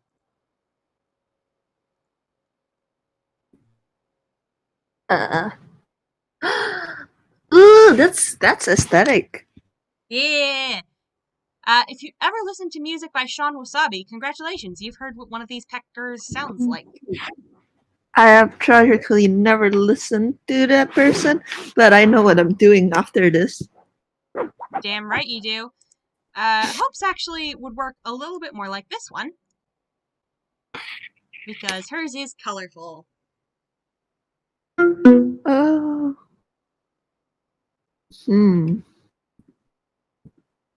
I'm sorry, I'm kind of dying right now. You're fine, don't die. How does Mersel feel seeing all these buttons he gets to work with? On one hand, he is excited because you think to learn, and if any of you watched like Evershore, you remember how hard it was for Toby and Prim to drag him out of the library. The boy's a nerd. He is a nerd, but also like this is not something he's used to. This isn't magic. This isn't cooking. This Well, isn't technically like it is magic, but technically, but not his area of magic for sure. yeah. Well, it's time to get out of your comfort zone, kid. It's time, and he's not going to back down from a challenge. Exactly. And I think Nobelle has kind of figured that out with you, that when it comes to dealing with the other two, like, with Toby, there's familiarity. With Prim, there's softness. With Mersel, sometimes you just need to fucking kick his ass. Nobelle took one look at this warlock and went, I can smell the issues from here. Yeah, basically. She's just looking at him and is like, alright, this one's gonna be a project. She's not wrong. Oh, God. Louis, please. We are not going to debate whether or not Mersel is a twink. Anyway. He is. I think he's a little too tall for it, but we're not going to debate that right now. We are going to debate that after this game, though. I am going to argue with you on that. We are going to debate whether or not Mersel is a twink after the game. Anyway, do I have to like roll intelligence or something to see how well he retains it? If you want to, I was just gonna say, like, she gives you enough of an in-depth personal lesson that you kind of just get the hang of it, because it's actually been a couple lessons for you. That's true. Alright, that's fair. This is just the first time you are actually getting to play. And she explains that the way the focus panel works is, it's very similar to the intent panel, but the focus operator has to be completely open. if that makes sense. Has to be completely willing to receive the messages from Hope that will tell them how to move their hands, what buttons to press, in what order, to be able to focus the power sent from the power panel into the machine so that it can go through the intent panel and come out as weather. Sounds solid. Sounds solid. And in order for that to work, it pulls on the focus operator's emotions because Hope is a pretty much entirely emotion operated machine. And for that to work, the focus operator has to give everything freely. Oh boy! Oh boy! Like Mersel in universe, Mersel hears that and it's like every like, hey, sounds fine, like sounds good, like I can do that. In universe, out of the universe, me, like the man, I am sitting here because I know it's not gonna go easy and it's not gonna be fine. Why don't you give me the insight check and dex check that will be seeing how well Mersel does this first time. Alright, insight would be +2. And Dex would be plus. Oh yeah, he has his new bracelet. Hold on a second. He recently bought a bracelet from Club Star that helps with his dexterity checks, but I don't remember the exact. I don't remember the exact the exact. Uh, brain, stop dying on me. I don't remember the exact effect, if that makes sense. Here it is. And what he has is the primitive bracelet. Yeah, it just gives +1 to all dexterity rolls, so. And I just saw Obby's message. I'm so sorry, Obby. This is just a straight dex check. 15. That doesn't make it. So, Mersel, you're playing this, right? And to start with, it's pretty cool because it's just pulling positive emotions from you. And then something goes a little awry. You're playing, you're pressing these buttons and you're getting guided along, and it's pretty solid. You're doing well. Connection's not all the way there, and then it tries to pull something negative from you. And Mersel, you get a sensation of just being irrationally angry. Yeah. He does not like that. And I don't think he would even do it on purpose. Like, he doesn't really do it consciously. But the second Hope starts pulling emotions like anger forward, he shuts it down. Yeah, and as you shut it down, it's almost like cutting something. It's like you've cut a thread or a piece of yarn or a string, something that was connecting you to Hope. It sends you reeling and your hands stutter on the keys and you are knocked on your ass. Ow! Whoa. What was that? Nobelle flies forward and she's actually not checking on Hope first, which is odd because that's out of character for her. She's actually looking you over and being like, "Whoa, what happened? Are you okay?" Yeah, I'm fine. It was just a shock, that's all. I did not expect that to happen. I'm gonna roll insight. That's no. Ooh, That's a 17. 17. Should I roll deception for that? Or No offense, you have just been knocked on your ass after a bit of mind magic gone wrong. I really don't think you can roll deception. If you want, you can roll it at disadvantage with a -2, but nah, it's fine. You're right. I just Sorry, Will. My mind's kind of like dying right now, and I have no idea why. You're valid. It's late. It's like 3 in the afternoon.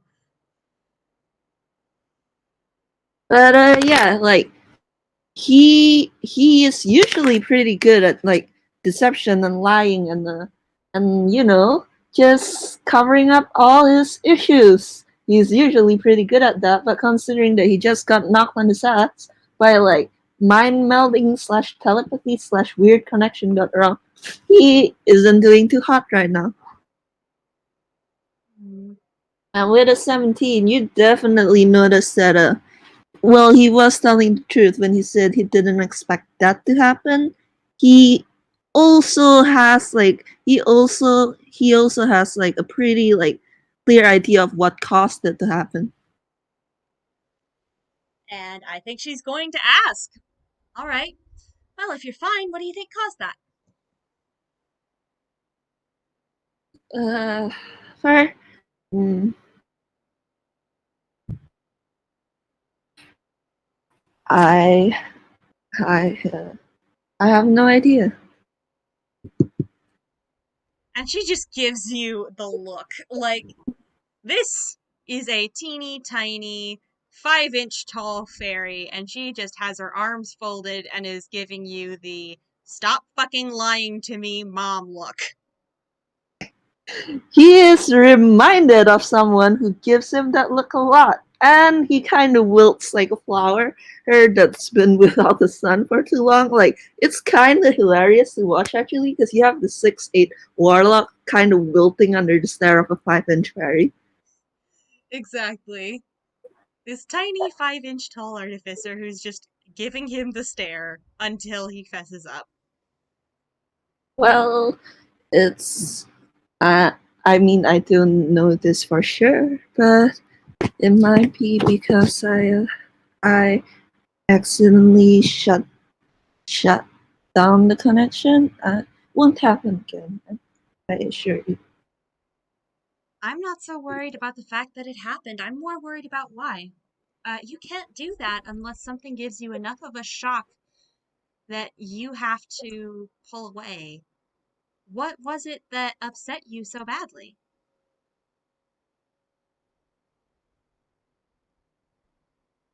Mm, I well, I wasn't upset. It was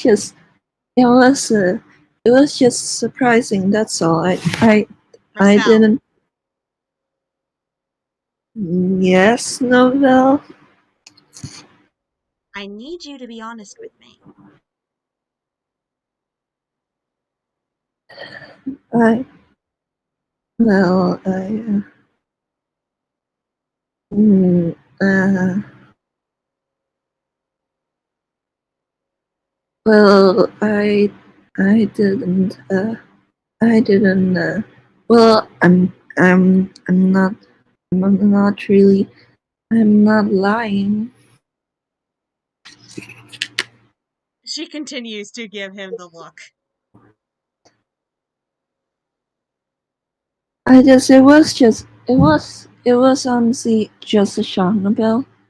It was. I didn't. I and I. And I dealt with it by shutting the connection down. And she kind of looks at you, and then she looks at Hope. And then she realizes she's not going to get anything out of you, so she goes and she asks Hope. Oh fuck! He kind of like when Nobel does that, he kind of like just stares after her for a few seconds, like, did I pull that off?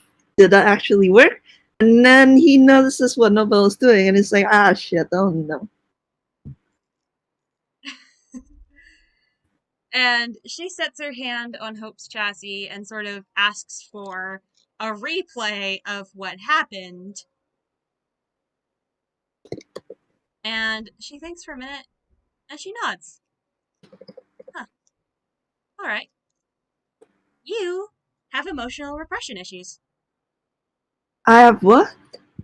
Emotional repression issues. It basically means that you bottle something up because you're scared of the effect it can have. In this case, I'm guessing it's anger. a shot. That's a shot when she explicitly calls that out. Like, his hair does the Ghibli fluff thing, but not from being flustered this time. It's from,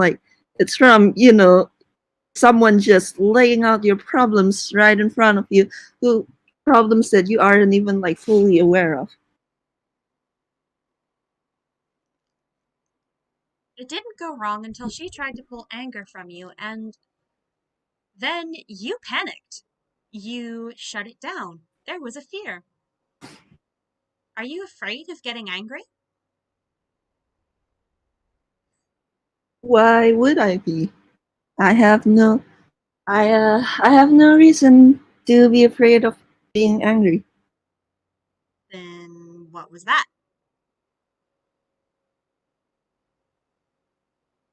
Hmm?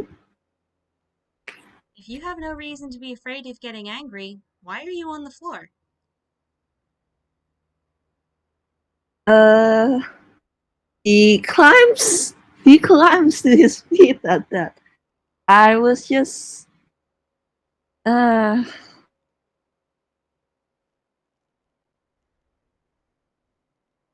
hmm, sorry. You don't have to be I, sorry. well, what am I ugh, what am I supposed to do to uh to prevent that from happening again? Well, I think you need to understand something. Because whether you're willing to admit it to me or not, I just saw the fact that you're afraid of your own anger to the point where you don't let yourself feel it. You shut it down the same way you shut down that connection the minute it started pulling those feelings up.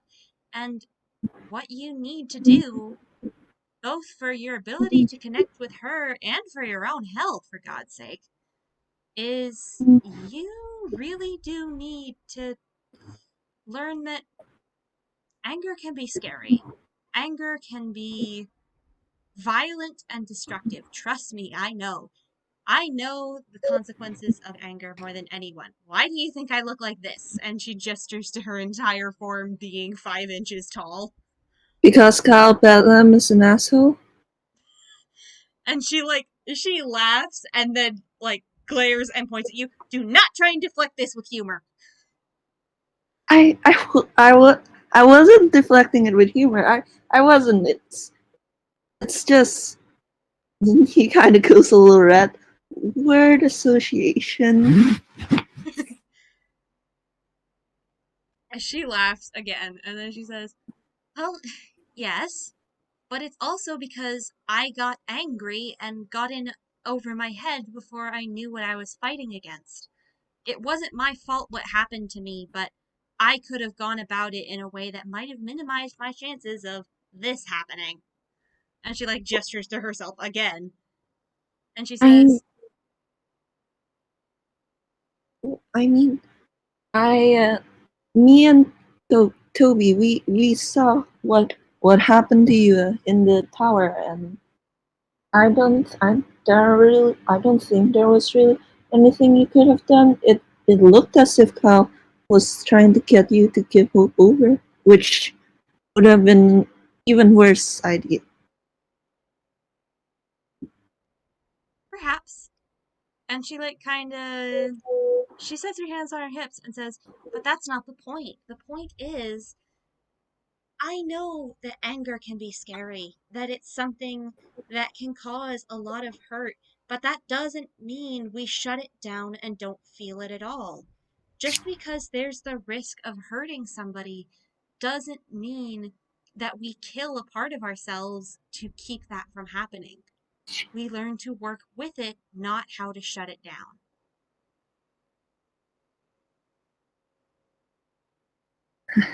I I think I disagree. And she raises an eyebrow. I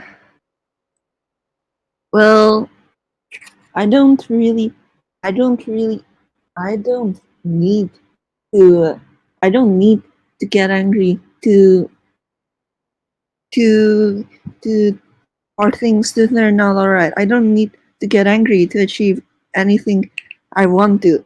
There is literally no reason for me to get mad. Especially like, what do I even have to get? What do I even have to be mad about? I have everything I ever wanted. And she sighs and says, Mersel, it's not about needing to feel angry. It's about needing to not hold yourself back. Let me tell you something that somebody told me back when I was in college. If you are spending half your energy on restraint, then whatever you're doing, you are only half trying. You know why they told me that? Because you were a temperamental kid? Nope, because I can do this. And she raises her hand and summons a flame. And it dances along her fingertips, and she plays with it almost like she's tossing a silk scarf between her hands. And it's just these small glowing arcs of blue and gold and orange and red and purple. And she says, when I was younger, I used to try and keep this power completely shut down because it was dangerous. This fire that I can use, it hurt people. It hurt my sister Trilla really badly at one point, and I felt awful, and ever since then I had tried to keep it shut down, tried to not feel anything too strongly because I didn't want to risk that again. I didn't want to hurt somebody with this magic, and even though it was a part of me, I tried to kill it. I tried to keep it down. And my magic, my work, my artificing, all of it, it suffered because I was putting half of my mind into keeping track of the fire, into keeping the fire held down. What you're doing right now, I don't know who you're scared of hurting. I don't know what you saw or felt that made you so afraid, but you are trying to hold down a part of yourself that's as vital to you as my fire was to me. You are holding down a piece of your own emotions, and you are only putting half your energy into everything else. And she like straightens up, sets her hands on her hips here, and gives you a very pointed look. And I don't accept half measures. You either give me your 100%, or you don't give me anything at all. Is is this your way of saying that either I get my act together, or or someone else will replace me as operator? I don't know if I could replace you as operator. I need somebody who has a strong bond with the other two, and I need somebody who has the capability to work as focus. And I'll admit, you're one of the strongest focus operator candidates I've seen since my original trio, but you can't do right by her if you are shutting it down the minute she tries to pull everything from you. And that actually works more than everything else Nobelle has said so far. Like when she was talking about her own fire, and like when she was talking about her own fire and her own history of emotional suppression, Mersel was more concerned about her than anything, like than really retaining the message. Like all he was all he felt at that moment was concern for Nobelle, and like wondering if she's okay now, and wondering if she's come to terms with it. Has she come to terms with and she sounds like she misses her sister. Has she like even seen her family since she got turned into a fairy? But at the mention of doing right by Hope, he kind of flinches a little, and pulls his hat over his eyes. And Nobelle just waits for him to say something.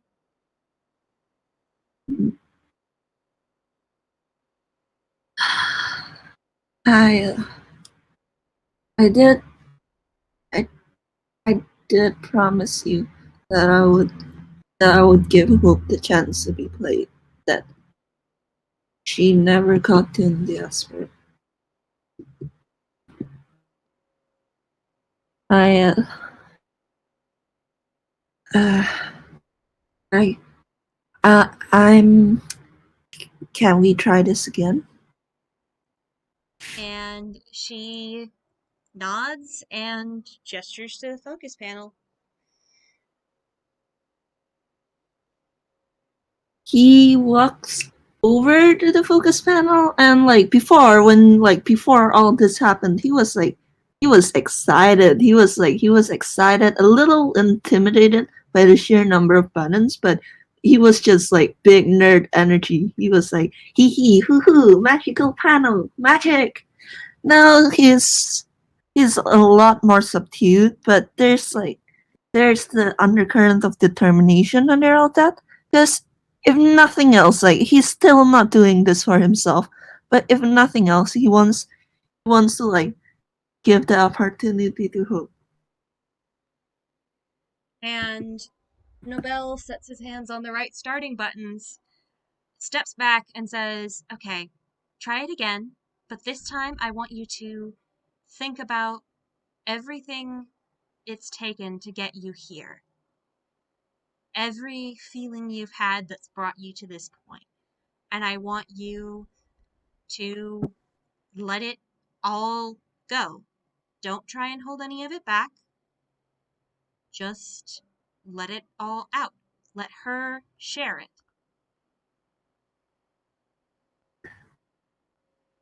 That's a tall order, but I'll try. And she steps back to let you try. Do I have to roll this again, or? No, you don't have to roll. Well, he is a very like he has issues. He has so many issues, and like this didn't really solve any of it. But for our hope's sake, for like the promise he made, and like remembering like Diaspora, remembering that ruined kingdom that died for this, that like everyone who was hurt for this, when Hope forges that connection again, this time he doesn't pull back. And she starts pulling the feelings from you as she uses them to guide you along. And it's hard. You want to pull back so many times because what's brought you to this point, it's been painful. It hasn't been easy. You've been through a lot these past few months. And yet, it's okay. Because when you're not focusing on them yourself, when you're just letting them come through and you're just letting her share them with you, it's like there's someone supporting you. It's like there's someone standing at your side who's sharing in these memories with you and reminding you that these are just the past. And telling you that these feelings you felt, they were products of the moment, but they were valid in the moment and are valid now. It was okay to feel them. It was okay to get angry the way you did. And you're not going to hurt anyone just by feeling. And it's not a permanent fix, but at the very least with her, you don't have to hide anything.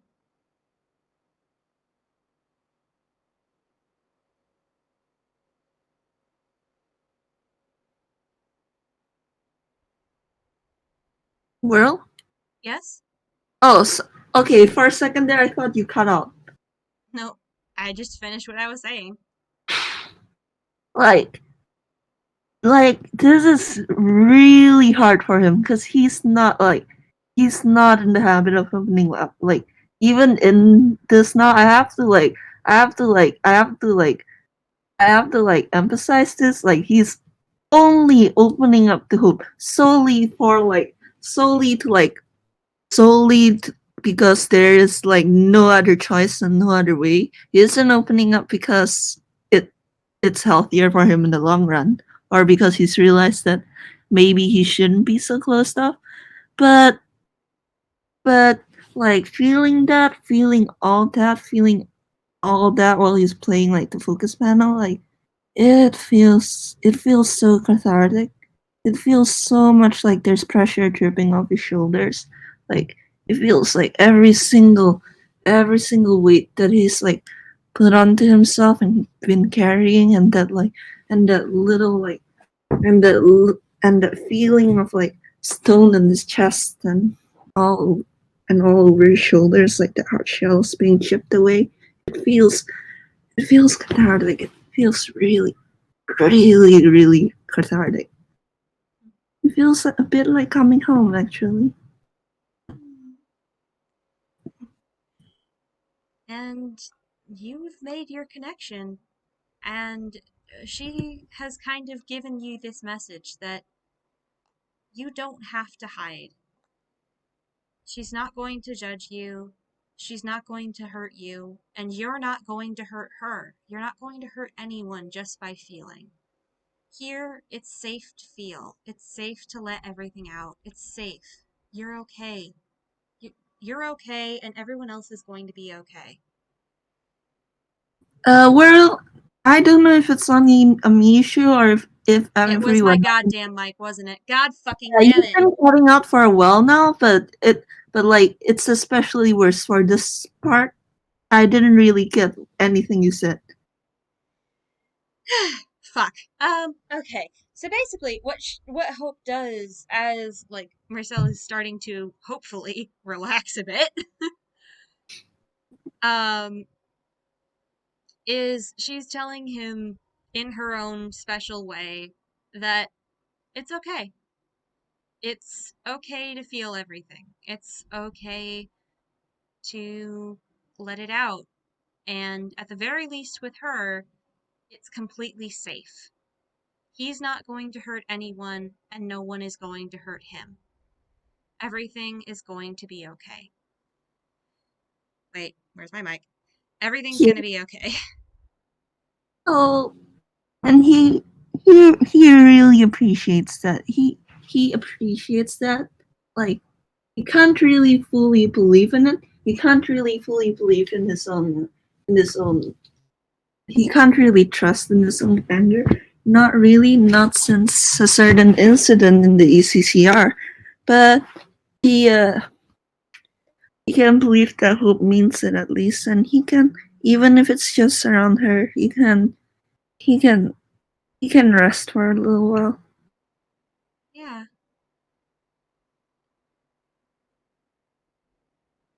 Oh boy, does he make it through to the end? Yeah. You make it through the sequence. Hope pulls on your hands, pushing you to press the different buttons. And it's interesting. The effect that swirls around you is rain. It's not normal rain. It's not rain that like hits the ground and puddles, but there's rain like gently soaking into your clothes that turns into clouds as it hits the ground. Oh, he kind of looks down on his outfit. Well, I'm going to have to change.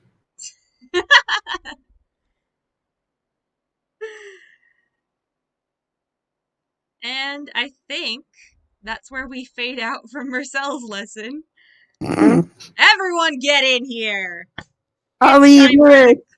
Hello! It's time for Hello. the group I'm lesson, dying. Pack Next. Wait, Obby, where are I'm you? dying too. I'm crying over Mersel. Oh, Why? so much. I love it. Don't cry. It's a good bean. Too fucking late, Vamp. Too fucking late. So, since your individual personal lessons, we have a bit of a montage scene here where a couple months go by where you guys are learning personally to play the different parts that you have been assigned. And you're learning to do it, and you've kind of got a handle on it. You've got a real good handle on it. You're pretty good at it. You know, obviously, certain people do not have their issues all the way resolved. Looks at the boys. But Okay, It's fine. it's good. It's all right. Like, looks. You're not talking about Tobias. He's not a boy. a good point. Looks at all three of you. Who am I kidding? Prim's issues probably aren't solved all the way too. Oh, they definitely aren't. They definitely aren't. Listen, you don't have to get their ass like this. It's This fine. entire game is Well, me we'll calling get y'all over out. this later. Honestly, that's what this game is. It's freaking Hope calls out the Star Trio. The game. Yeah, like it's just calling everyone out. And like there are still so many issues that Cell has not like. Wow, it's just because it didn't interfere with the actual playing. Yeah. Oh boy. Alright. Oh god. But you guys have worked out how to make and maintain your connection with Hope. And that connection has grown strong, and you guys are actually really familiar with each other now. Not with each other as in like the Star Trio are familiar with each other. They were already familiar with each other after, 2 weeks on vacation together. And partially sharing Toby's new house.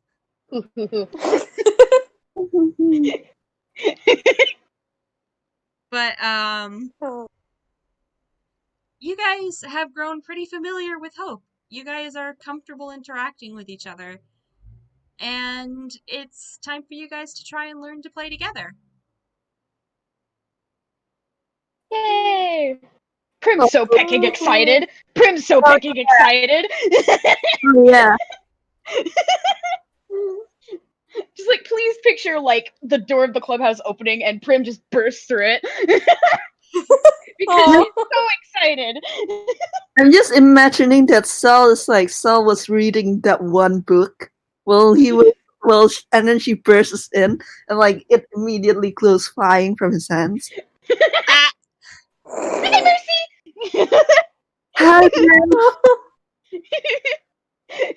Oh god. Tobias was probably in the kitchen once again making drinks for everyone. Yes. God bless him. And I'm gonna say in that case, Prim comes in with Nobelle, who has hitched a ride on Prim's shoulder because walking is hard when you're Aw. 5 inches tall. Both so valid. And like, it was raining today, and she hates rain with a passion, so... Oh man. So she's I sitting sure on Prim's wonder why. shoulder, holding like a tiny cocktail parasol as an umbrella. Aw. Aw. If it was raining, that means Prim's just soaking wet. Like Although she's going fur to is do all the weighted. puppy shake. She is. Nobelle, you better fly off real quick because Nobelle jumps off and like lands on a table or something because she can't fly because her wings are wet. oh, Aw. Prim does the puppy shake to get dry. Yes. Squats down on all fours and just you can hear the shaking.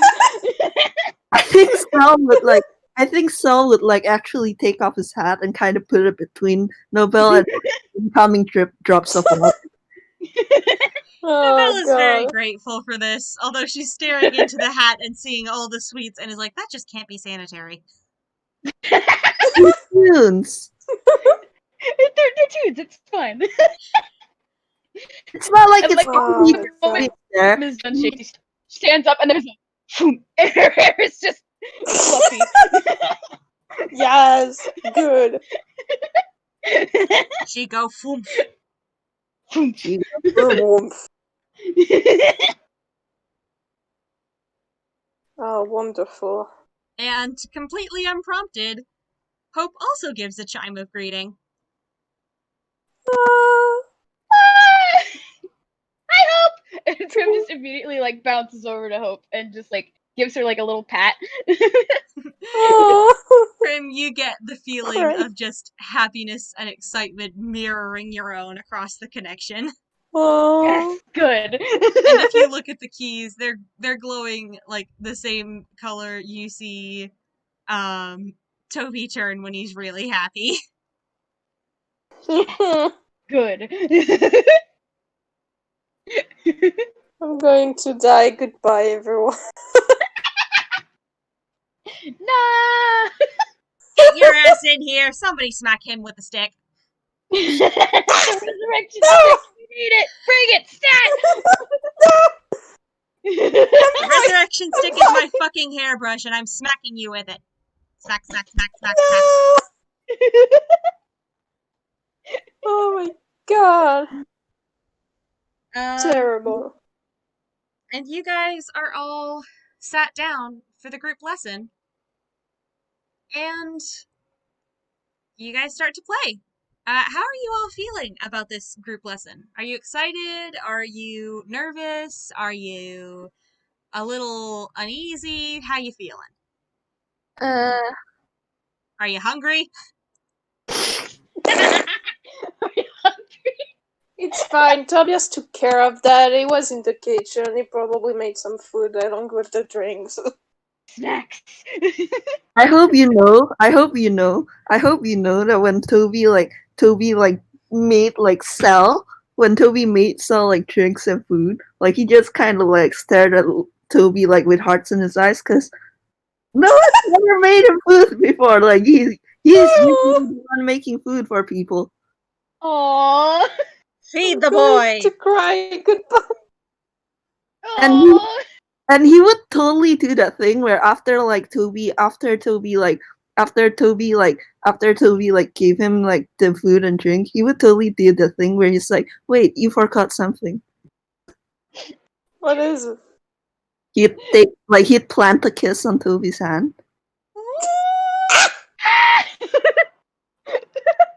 It's Tobias is the bright pink, like the darkest pink possible. Mersel is just sipping the drink that Tobias made him, the bastard.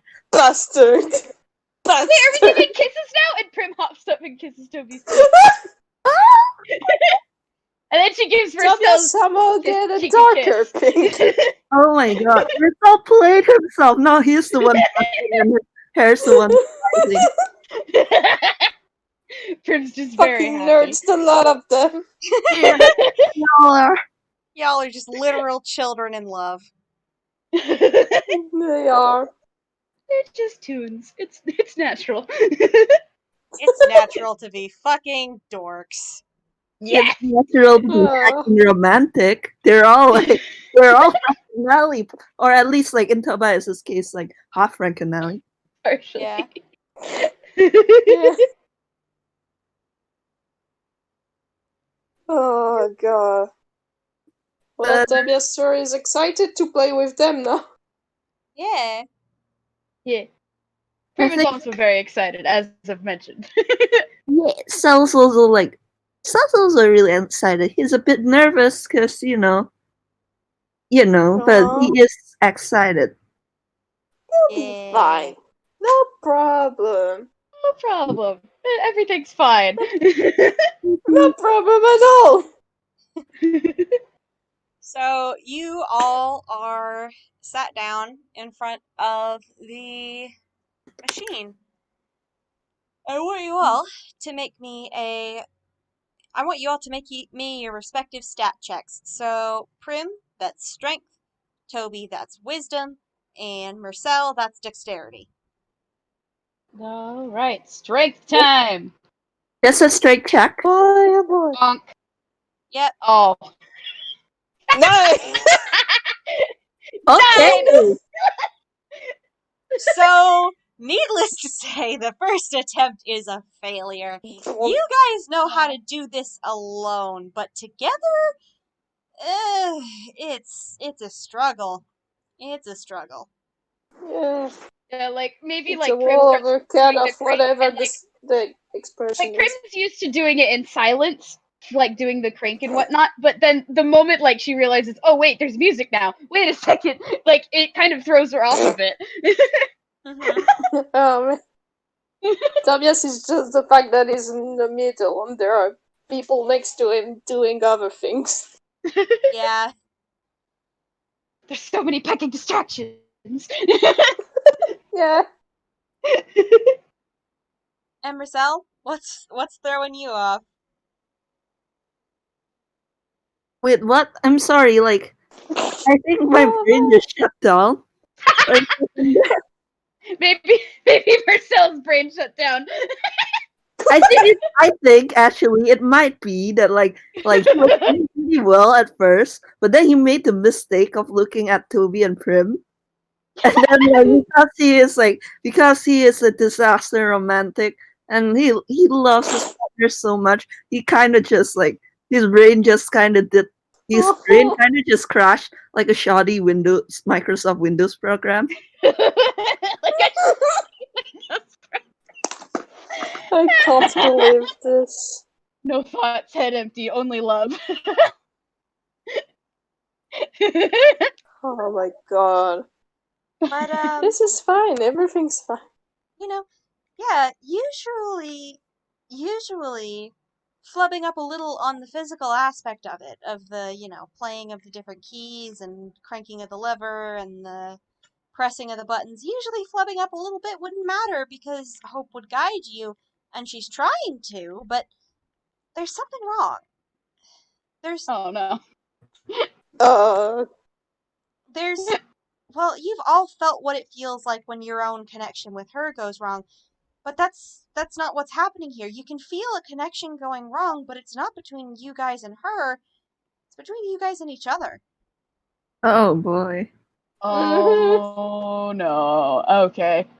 Prim sees that the moment Prim recognizes that, she tenses again, and she's just like, "Oh no." I'm just imagining I'm that gonna there. have to go through this again.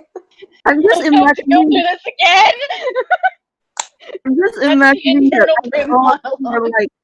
I'm just imagining that all of them are like. I have a very specific image in mind. Okay, I found it. I'm gonna send it.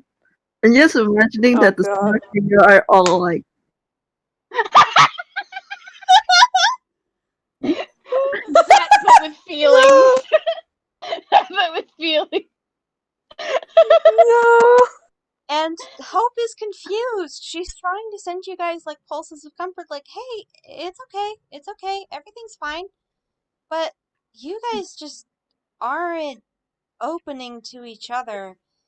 It's not like it's even trying to be as strong of a connection as it is with her, but there needs to be some level of mutual understanding in order for you guys to be able to do the whole shared instinct thing it is to be able to play in sync. But as it is, you are just horribly out of step with each other. There are moments when like it kind of starts to match, but then it gets away from you and you don't know what you're doing.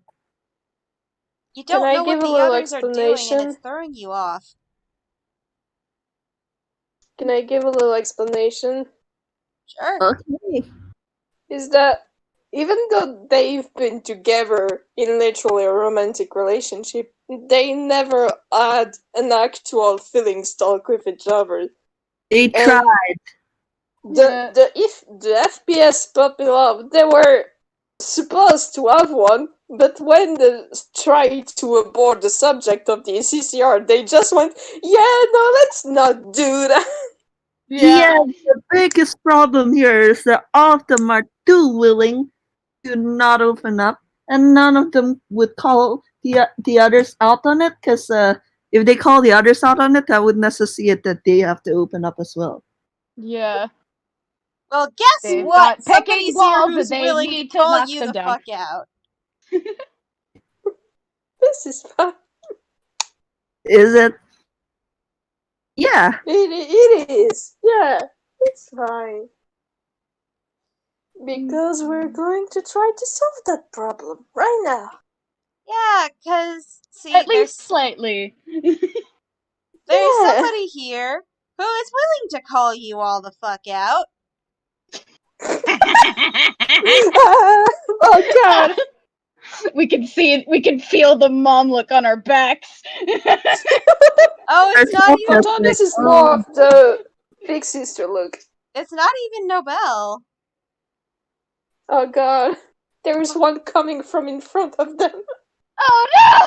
It's not even a mom look. It's just like, honestly, roll me insight. Oh boy. No. Oh boy. Oh, that's Something detecting involving nothing. wisdom. 18!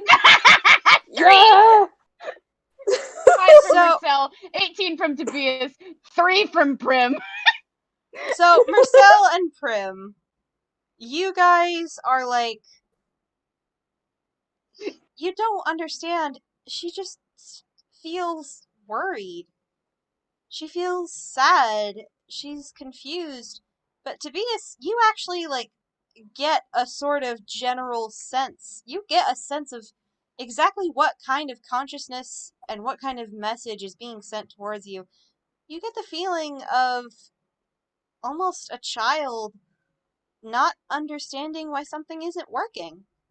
And just being sad and confused and really wanting it to work, and why is it not working? No! No, why am I You sad can't do now? this to us. How could you do this to us? I don't know. How could you have done this to us, world? How could you have done this? How It's because could? I can.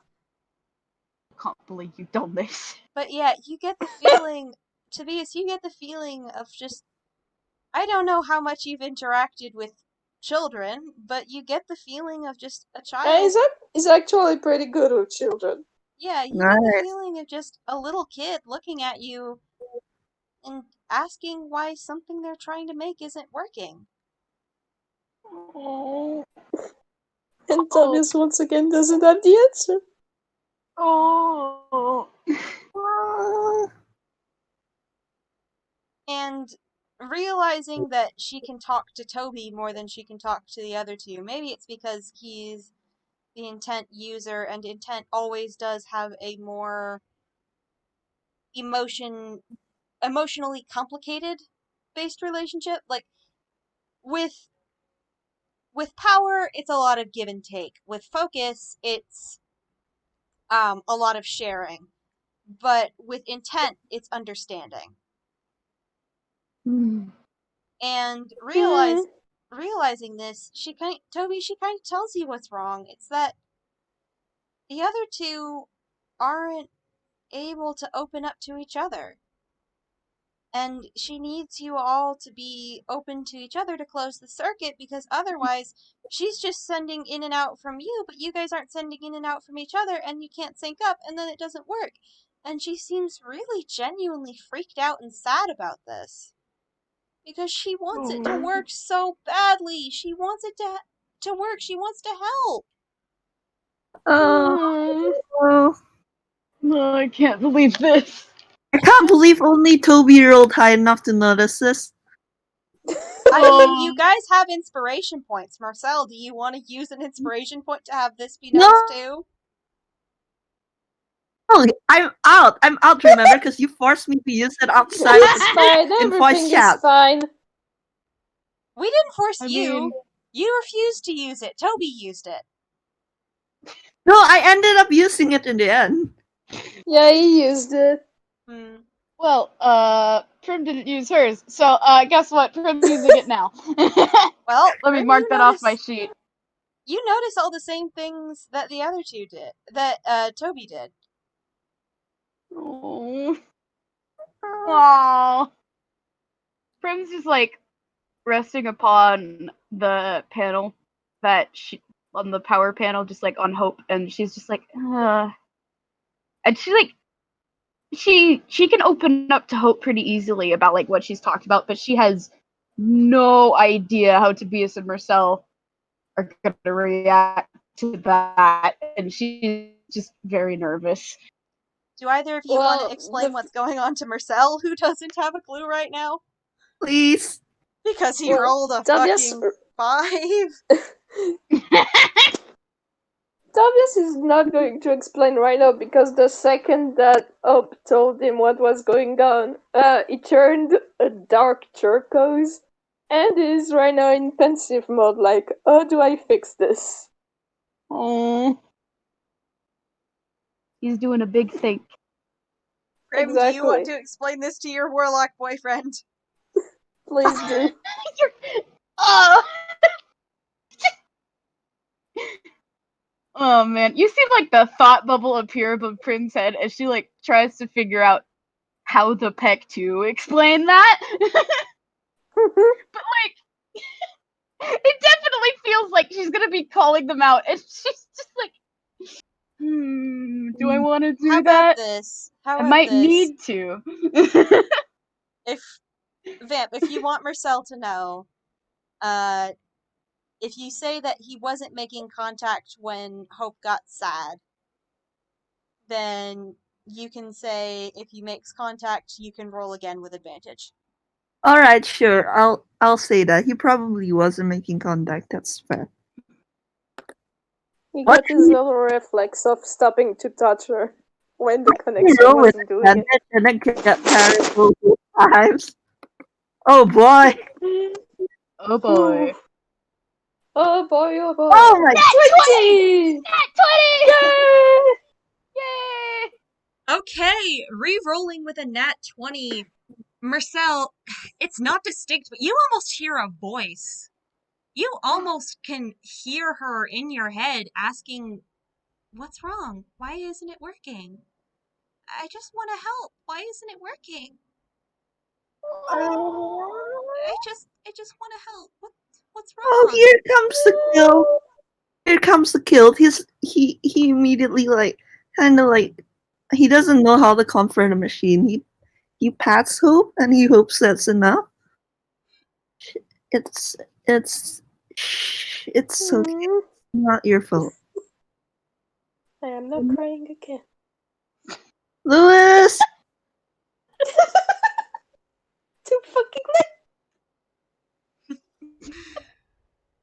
Uh, There's like a moment where like Prim kind of like ducks down under the machine, much to the confusion of the other two probably, and she just kind of hugs the spot where she hugged during her lesson.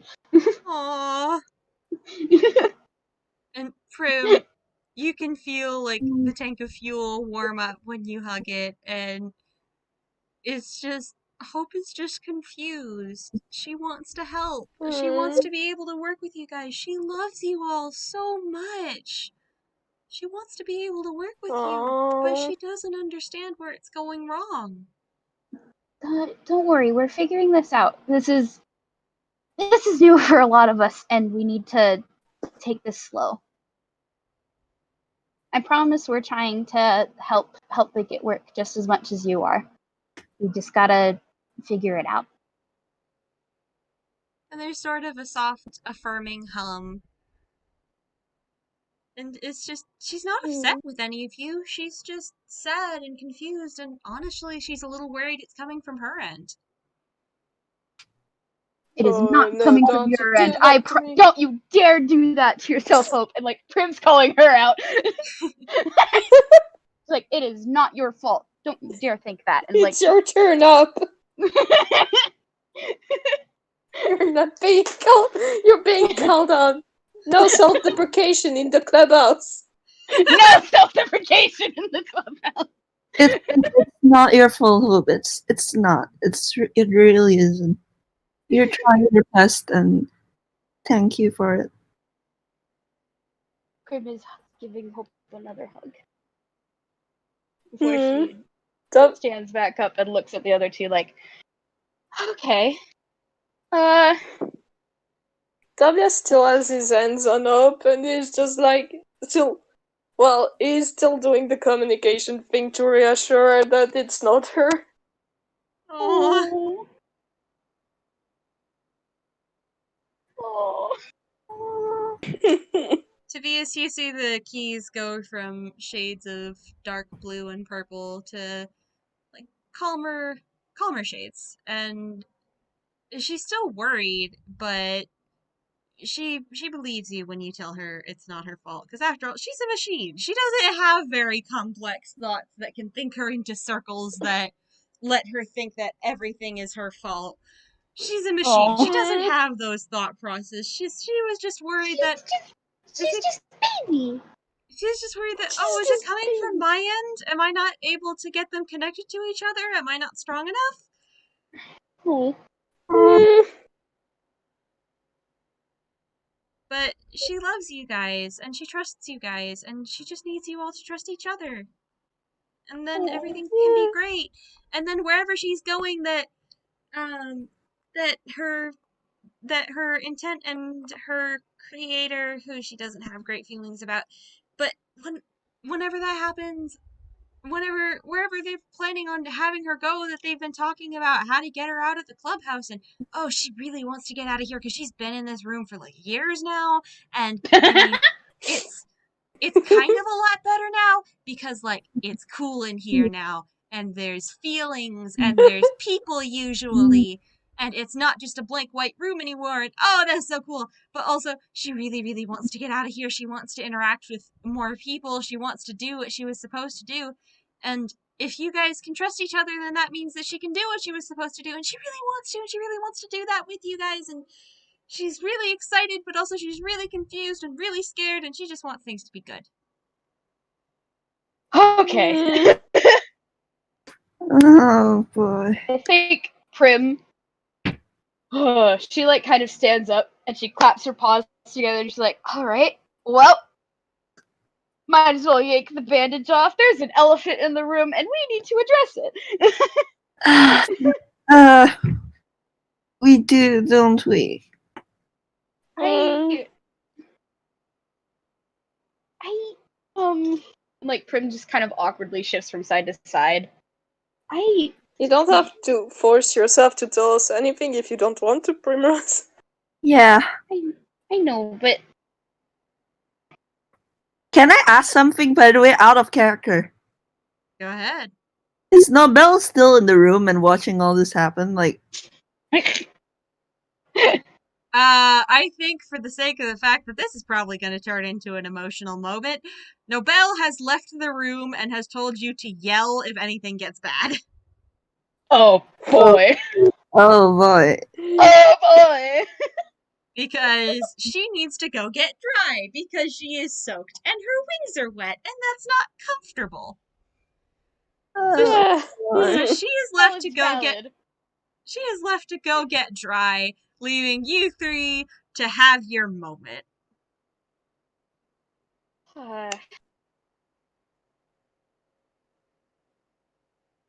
Oh boy.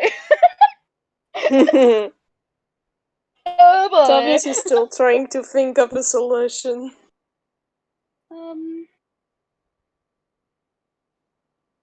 Is it this feels a lot like one of my first lessons. Is it like Prim is trying so hard that she's like, the minute this is out in the open, that I have to be open, and being open is something she's not used to doing. You know what? Actually, I'm gonna roll something. Oh boy! Oh god. D20. I'm just gonna roll a straight D20. Yeah, no. I'm not doing that again. Like What Prim, the- like looks like she wants to, but like the moment like it starts trying to get out, her voice just kind of clams up, and she just hugs herself, and she's just like, no. You do get like Primmy. I'm going you do to get the Tobias goes feeling to hug of her. yeah, and you also get a feeling of comfort from Hope. oh. I think I'm going to hold on. Alright, that works. So Mersel is going to reach into his cyberspace and just like take out three 3 lollipops actually, just 3 like normal lollipops, and offers like Prim and Toby one each. Aw, Thank you. treats! Prim's eyes like immediately are sparkling, and she's like, "Oh, food!" Hell yeah! Aw. That's what he's aiming for. Like when Prim starts to sparkle and her tail starts to wag, he's internally like, Aw. Unfortunately, it doesn't work as well for Tobias. He's still thinking.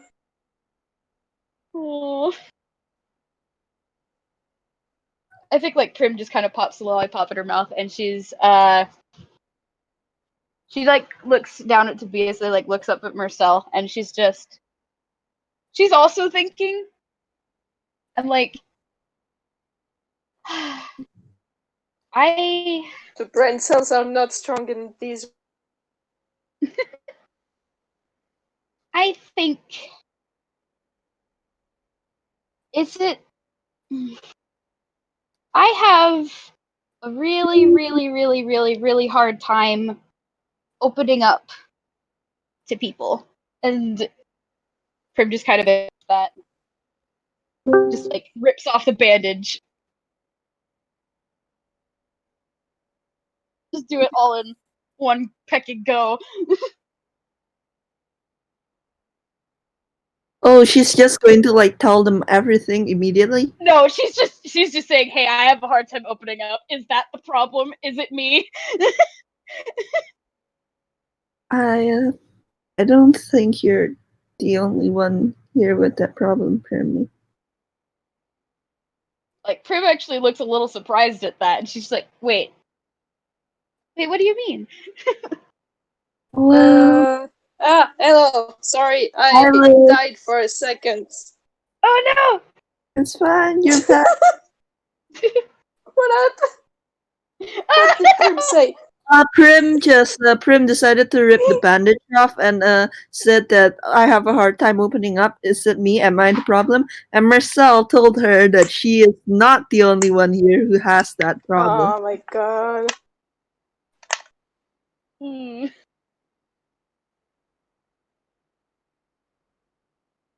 Aw. I think like in this case, Saul would kind of just give Prim a hug. Aw. Aw. Hmm.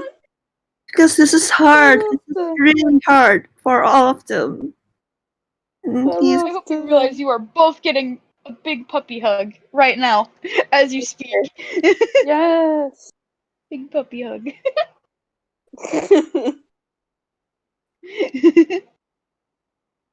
Hugs for everyone. Because they really do need it. Yes.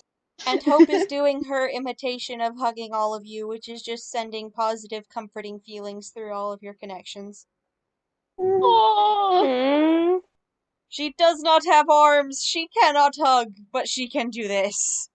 cut. I think like one of them is going to have to open up first. Okay. I could try doing wisdom, or I could try doing a wisdom roll to see if self initiative. I mean, I guess we could all try. I'm gonna do a wisdom saving throw to see if he takes the initiative. I mean, Tobias's problem is not that he has trouble opening up. It's just that he has trouble thinking. He has trouble thinking that he will do the right thing. Oh boy. And he's working on that. Oh. But he knows how to open up to people. Yeah. Then open up, Tobias. Please help them But open up. But he doesn't know to help. I'll give. He Okay, doesn't- I am doing the wisdom saving throw. He doesn't know to help them. Wisdom saving throw, please, Dice Parser. That doesn't make it at all. Oh my god. Great. Thanks a lot, Dice Parser. I will give you advantage on this because, goddammit, we need to get somewhere. We do. That doesn't make it either. I can't believe it. I put it at like 12 to 13 and like, Prim, please try. please. Alright. Advantage, right? Yeah. Wisdom save. Alright. I can't believe they're all so emotionally constipated. Oh my Does god, it get- I'm leaving. Goodbye. Yes! Yeah. Fine. I can't believe they're all so emotionally constipated that literally we have to roll to get them to talk. Yeah, I know. But you know what? It's just how the way the cookie crumbles, I guess. Alright, Prim just kind of like in the awkward silence and like the nice comfy hugs, because the comfy hugs are helping her a little bit. She just kind of takes a deep breath and is just like internally, alright, ripping off the bandage, let's do this. I guess I can go first.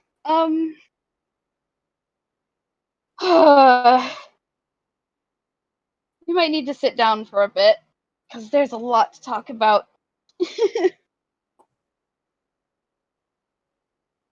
Okay. And like, I guess, she is gonna do like the same thing she did with Hope and try to explain everything again. And like, at first she like kind of like gives a warning of like, okay, so I haven't told this to anyone but Hope, and I'm a little nervous, but I feel like if we're going to make a connection, we need to be honest with each other and and Prim takes a deep breath, and I don't want to explain everything again. Yeah, don't Especially worry. since everyone's just You, pecking her at you it. can just you can just say that she tells the story again. Yeah, she tells the story. Like, she just tells the story, and she's nervous about it throughout the entire time, and like by the time she's finished like explaining everything, she's just kind of rubbing like the back of her neck and is just bracing herself because she has no idea how Tobias and Mersel are gonna react. Oh man. I can tell you how Cell is going to react. Well, you see Tobias, and he's a forest green, like a dark forest green. Not his darkest, but almost his dark. Oh. Aww. Oh, what does Well, first like green mean? it means he's considerate. Oh, Is the word I put on, and it's just, well, you said you were making efforts, and that's all that counts. Because, I mean, you can change the past, and you're doing everything you can to make it better. And I'm very glad you're doing that. I don't. I can't.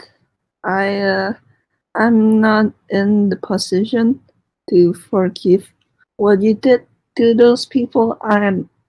But uh, I did suspect something like this because I heard what he said to you in the CCR, and I don't, you, Like the minute Mersel says that, Prim kind of like flinches because she was like internally being like, gosh, I hope you would have forgotten about that crap. Fucking did here. didn't. Meanwhile, Tobias is just like, wonder why I didn't hear that. Oh, yeah, let's not talk about that right now. But you're someone completely different now. You and like I wouldn't have I wouldn't have I wouldn't have been I wouldn't have been I wouldn't have agreed to a relationship with you if I didn't think that you've become someone completely different and and kind. We love you, Uh, Primrose. We Prim's really crying. Prim's absolutely picking crying. Tobias immediately hugs her because he loves her. same, Immediately. same, just group So hug again. relieved. Prim's just so relieved. Like, and she's like hugging onto you guys, like, what did I do to deserve you guys?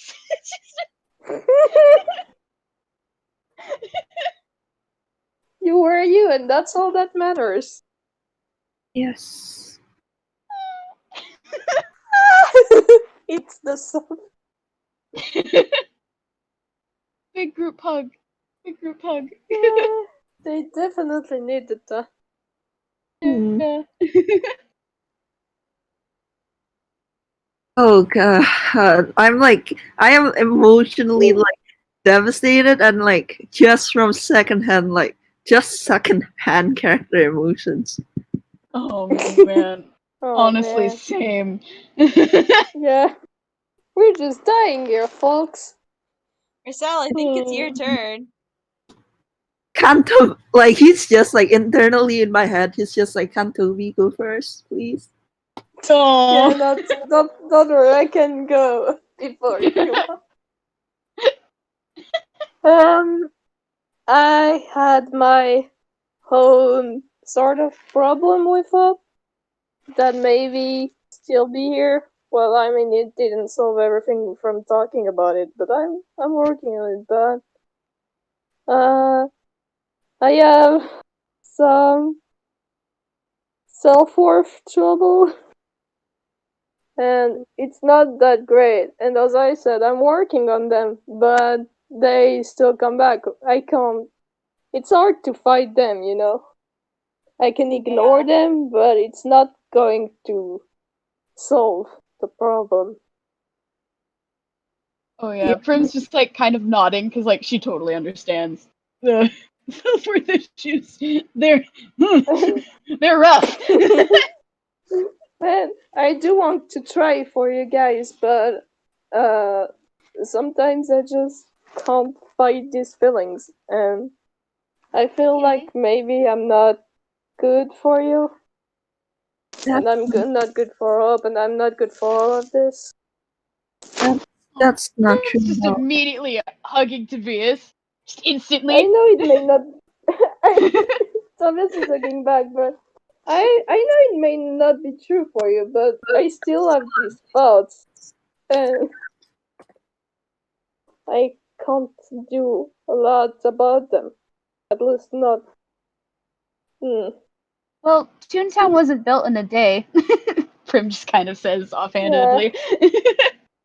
And you're stuck with us for a while. You're going to be stuck with us for a long while now.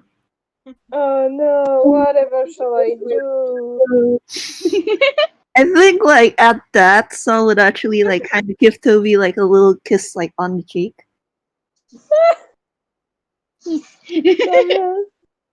Tobias turns a darker forest pink. It was dark blue for a little while, but he turned back to forest green and he has some spots of pink.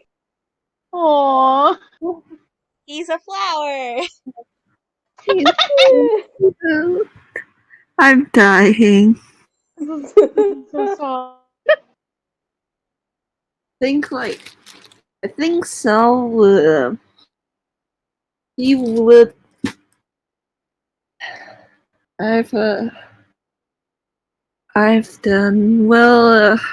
Well, I would be a hypocrite if I judged you for things you did in the past. I've done some pretty bad things in the past as well. And Like Prim kind of like genuinely surprised, but like at the same time partially expecting that, considering she's heard several occasions that he's been on the run from the law. surprisingly enough, like the like occasion that he mentioned was like recent. Like it wasn't even like what he means by like you did bad things. Like a whole other can of worms.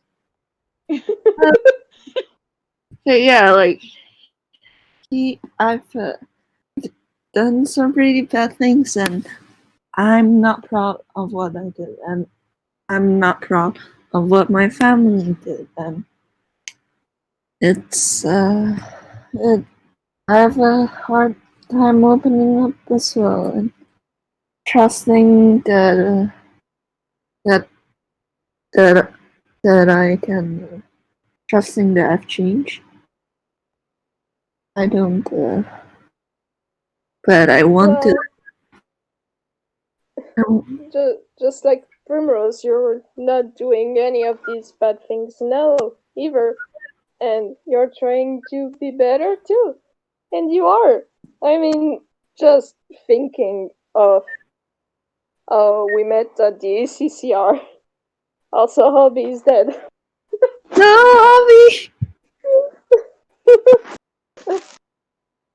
uh, just thinking of how we met at the ACCR, like you, when you heard my trouble, you immediately went to ask if I needed help, and then when we had the fight, back. and I was in that predicament. Yes, you're back, Obby. Okay. And you went to help me. It was it was the least I can do. Well, yeah, but you still did it.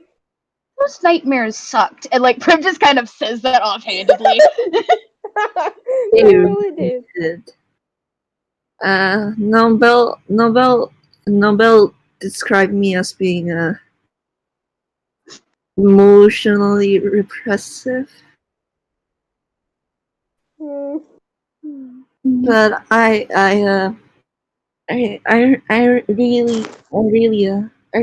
really he kind of like, and he's trying to say it. He stutters a bit. He was quiet for a bit, but he finally like manages to say it. I I really love you guys, and I want to try. Want I want to try being honest. I want to try opening up to you guys because you both you deserve everything that I can give, and I want to give that. Instantly It's Tobias' hugged. turn to You're cry instantly because he loves hugged. them. Yes, group hug Both again. of you, instantly hugged. Tobias is crying. It's his turn to cry because he loves them both so much. Aww. Everyone's crying. We're Everyone's crying. I'm crying. Who else is crying? Me! Guilty. Oh my god. Oh god. I love you guys a lot. I love you too. I love you. Oh, I love you. I'm going to casually ignore me. I'm going to casually. Fuck! Alright then. Oh, wait, actually, wait, hold on, I misread that. Oh, okay then. I think Oh god, what is it? right here, right now, like in the euphoria of like having two partners who like accept you as you are, like just the sheer relief of like saying those things and like not being judged. And yeah, like you're still scared. You're still so scared. But like just all those feelings, like all those feelings combined, and him rolling like an 18. He's going to like kiss them both like on the lips. Ah! Cute. Yeah! Oh, You man. bet your ass Tobias is returning that kiss and he's doing it to Primrose too. Oh. Oh, I think like Prim's like surprised for a second, but like the moment she realized, oh wait, oh, this is a kiss. I have to return that. That's what you do with kisses. Oh my god. They're in love, Karen! Oh god, I'm just imagining that like they're still group hugging and like when Primrose is kissed and when she starts kissing back, like she kind of just lifts them both off the floor and like spins Oh, a little. absolutely. Oh, they're so cute. I can't. We're dead. Um, well, if that isn't opening up, I don't know what is. Oh yeah. Do you guys want to They try probably again? take a few minutes before trying again. Yep. Yeah. Let's try again. Dexterity, right, for the focus panel? Yes, but now all of you roll at Yeah. advantage, and you will roll at advantage from now Thank on. God. Alright. You will. You're This is a threat. You have no choice. It's kind of like 11. Alright. oh god. 18! 18! Yay! Alright. 20! Whoa! Holy shit, 30, 20. Hold on. Not 20! Oh god. That really did picking Alpha. Oh, 15 is not the best, bad, I guess. 15 passes. Yep. Oh man. And, Like the moment okay. they stop doing their group hug, Prim just bounds over to the power panel and she's just like excitedly bouncing in place, like, alright, let's try again. Alright. And he moves over to like the focus panel and kind of like cracks it, like you know that thing where you stretch your where you stretch your hands, like you lock your Heck fingers yeah. together and you stretch your hands, that one. I Yeah. don't know how to describe it. Primrose swoons. Really? What? Oh my god. I can't believe it. What? Simple tune. I can't believe it. She rolled a nat 20 because she's so like caught up in the swooning over her partners. Because they're just happy to try again because yay, they talk together. And they love each other very much and he's sure that they can do it together. Aww, I love them all so much. He's a So, bright orange right now. you guys all step up to the keys, up to your individual panels, and you try again. And this time, you're not just feeling your connection with her. It's not the same with the way you're connected to each other, but you can all. It's like you're sharing instincts, almost. You know what the others are going to do, and you know what your part is in it. And together, you begin to play. And it's beautiful. The sound, the music, it's amazing. And what it makes, you're glad that you pushed some stuff out of the way of where the quote unquote blast radius is, because you guys make a storm. Yeah. It feels like a When summer Tobias rainstorm. sees that, it turns cold. It feels like a summer rainstorm. Warm rain and glowing crackles of lightning, and there's no thunder, no loud sounds, no percussion, but there's heavy clouds and rain and lightning and wind swirling around you, but it doesn't feel dangerous. It feels powerful. It feels amazing. You guys are doing so wonderfully together, especially with as high as the rolls you got. You guys, you rock it. Heck yeah, we do. Oh yeah, we do. And Yay! you can feel just how happy and delighted and euphoric Hope is at finally being able to do what she was meant to, even in this small of a scale. you feel the connection to each other and the joy the others are feeling at this feeling of just success and connectivity and unity, and you play this song to its completion, and you all feel amazing.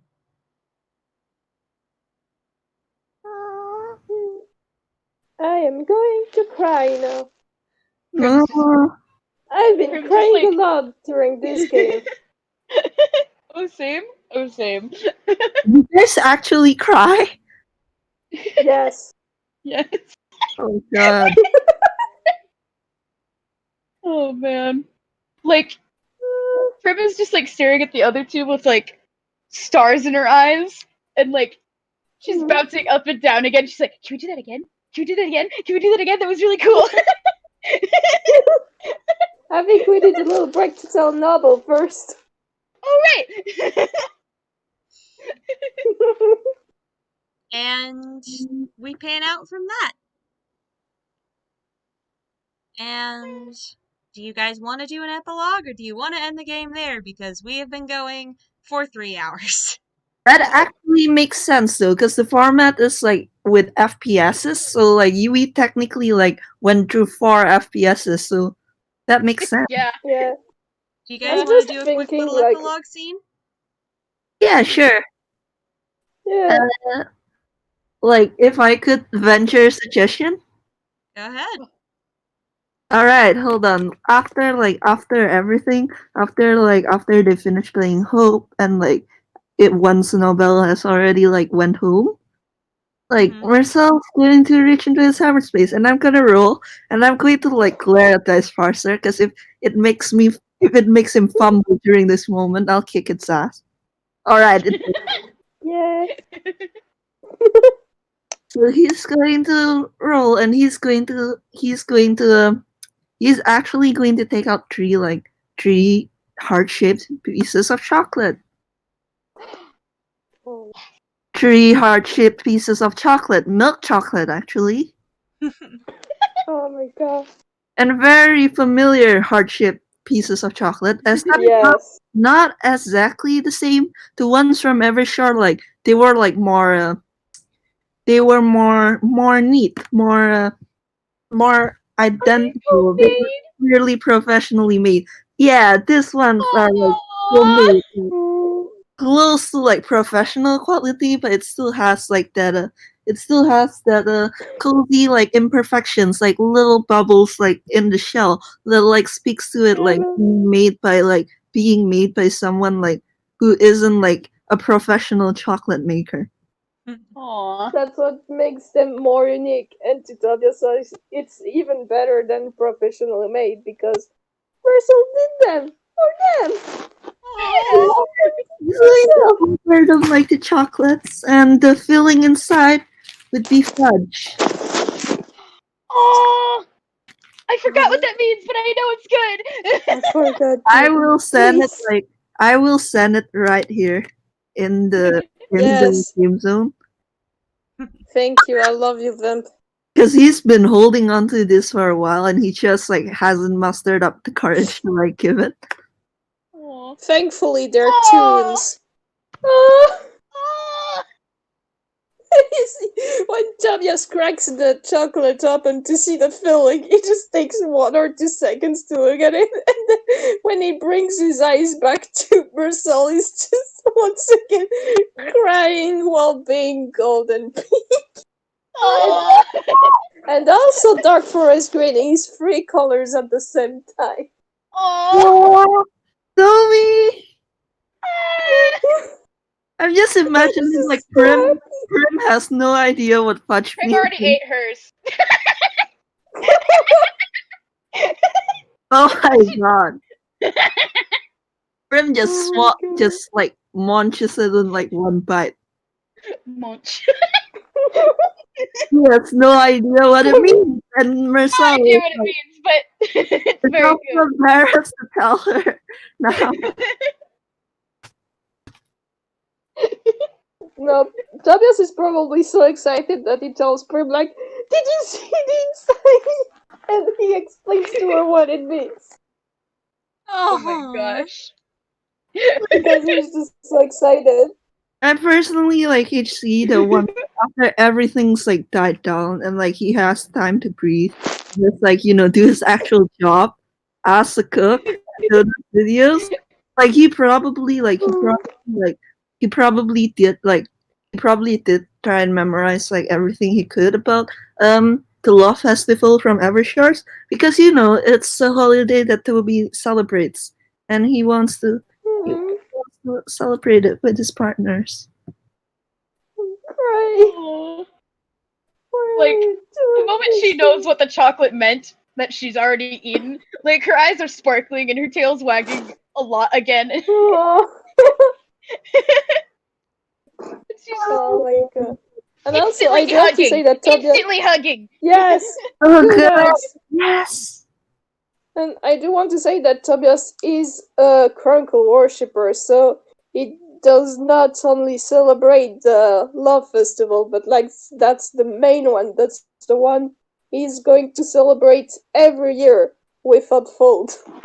Heck yeah. Oh god, like, and it just like fades to black. Yeah, while they're being in love, like. But not before yes. Prim drags them to the cozy corner for cuddles. Yes, the cozy corner. And With blankets and pillows. Hope turns herself into a bit of a Absolutely. player piano and plays music for them. Aww. Tobias absolutely tells her thank you. Thank you. And also that he loves her, because he does. Aww. Okay, I just need to tell you, while you guys were playing her, and every time you guys play her after this, you're going to know 100% she loves you guys. She loves you guys Aw. to pieces. Aww. I'm dead. She absolutely adores you. Oh, these people have a machine daughter now. Machine daughter. Mm-hmm. Giggles and plot. Anyway, Yeah. God, and that was our epilogue game. Yay! I think one more game is all it takes to finish out this arc, and that's going to be in sometime in November. So, thank Is you the all for recording listening. over? Not yet. Alright. Thank you all for listening. I hope you had a good Yay! time. This ended up being 3 hours and 13 minutes. We love you guys. Everyone say goodbye to our listeners. Goodbye, listeners! Goodbye, listeners. Goodbye, We hope you had as listeners. much fun as we did. Yeah.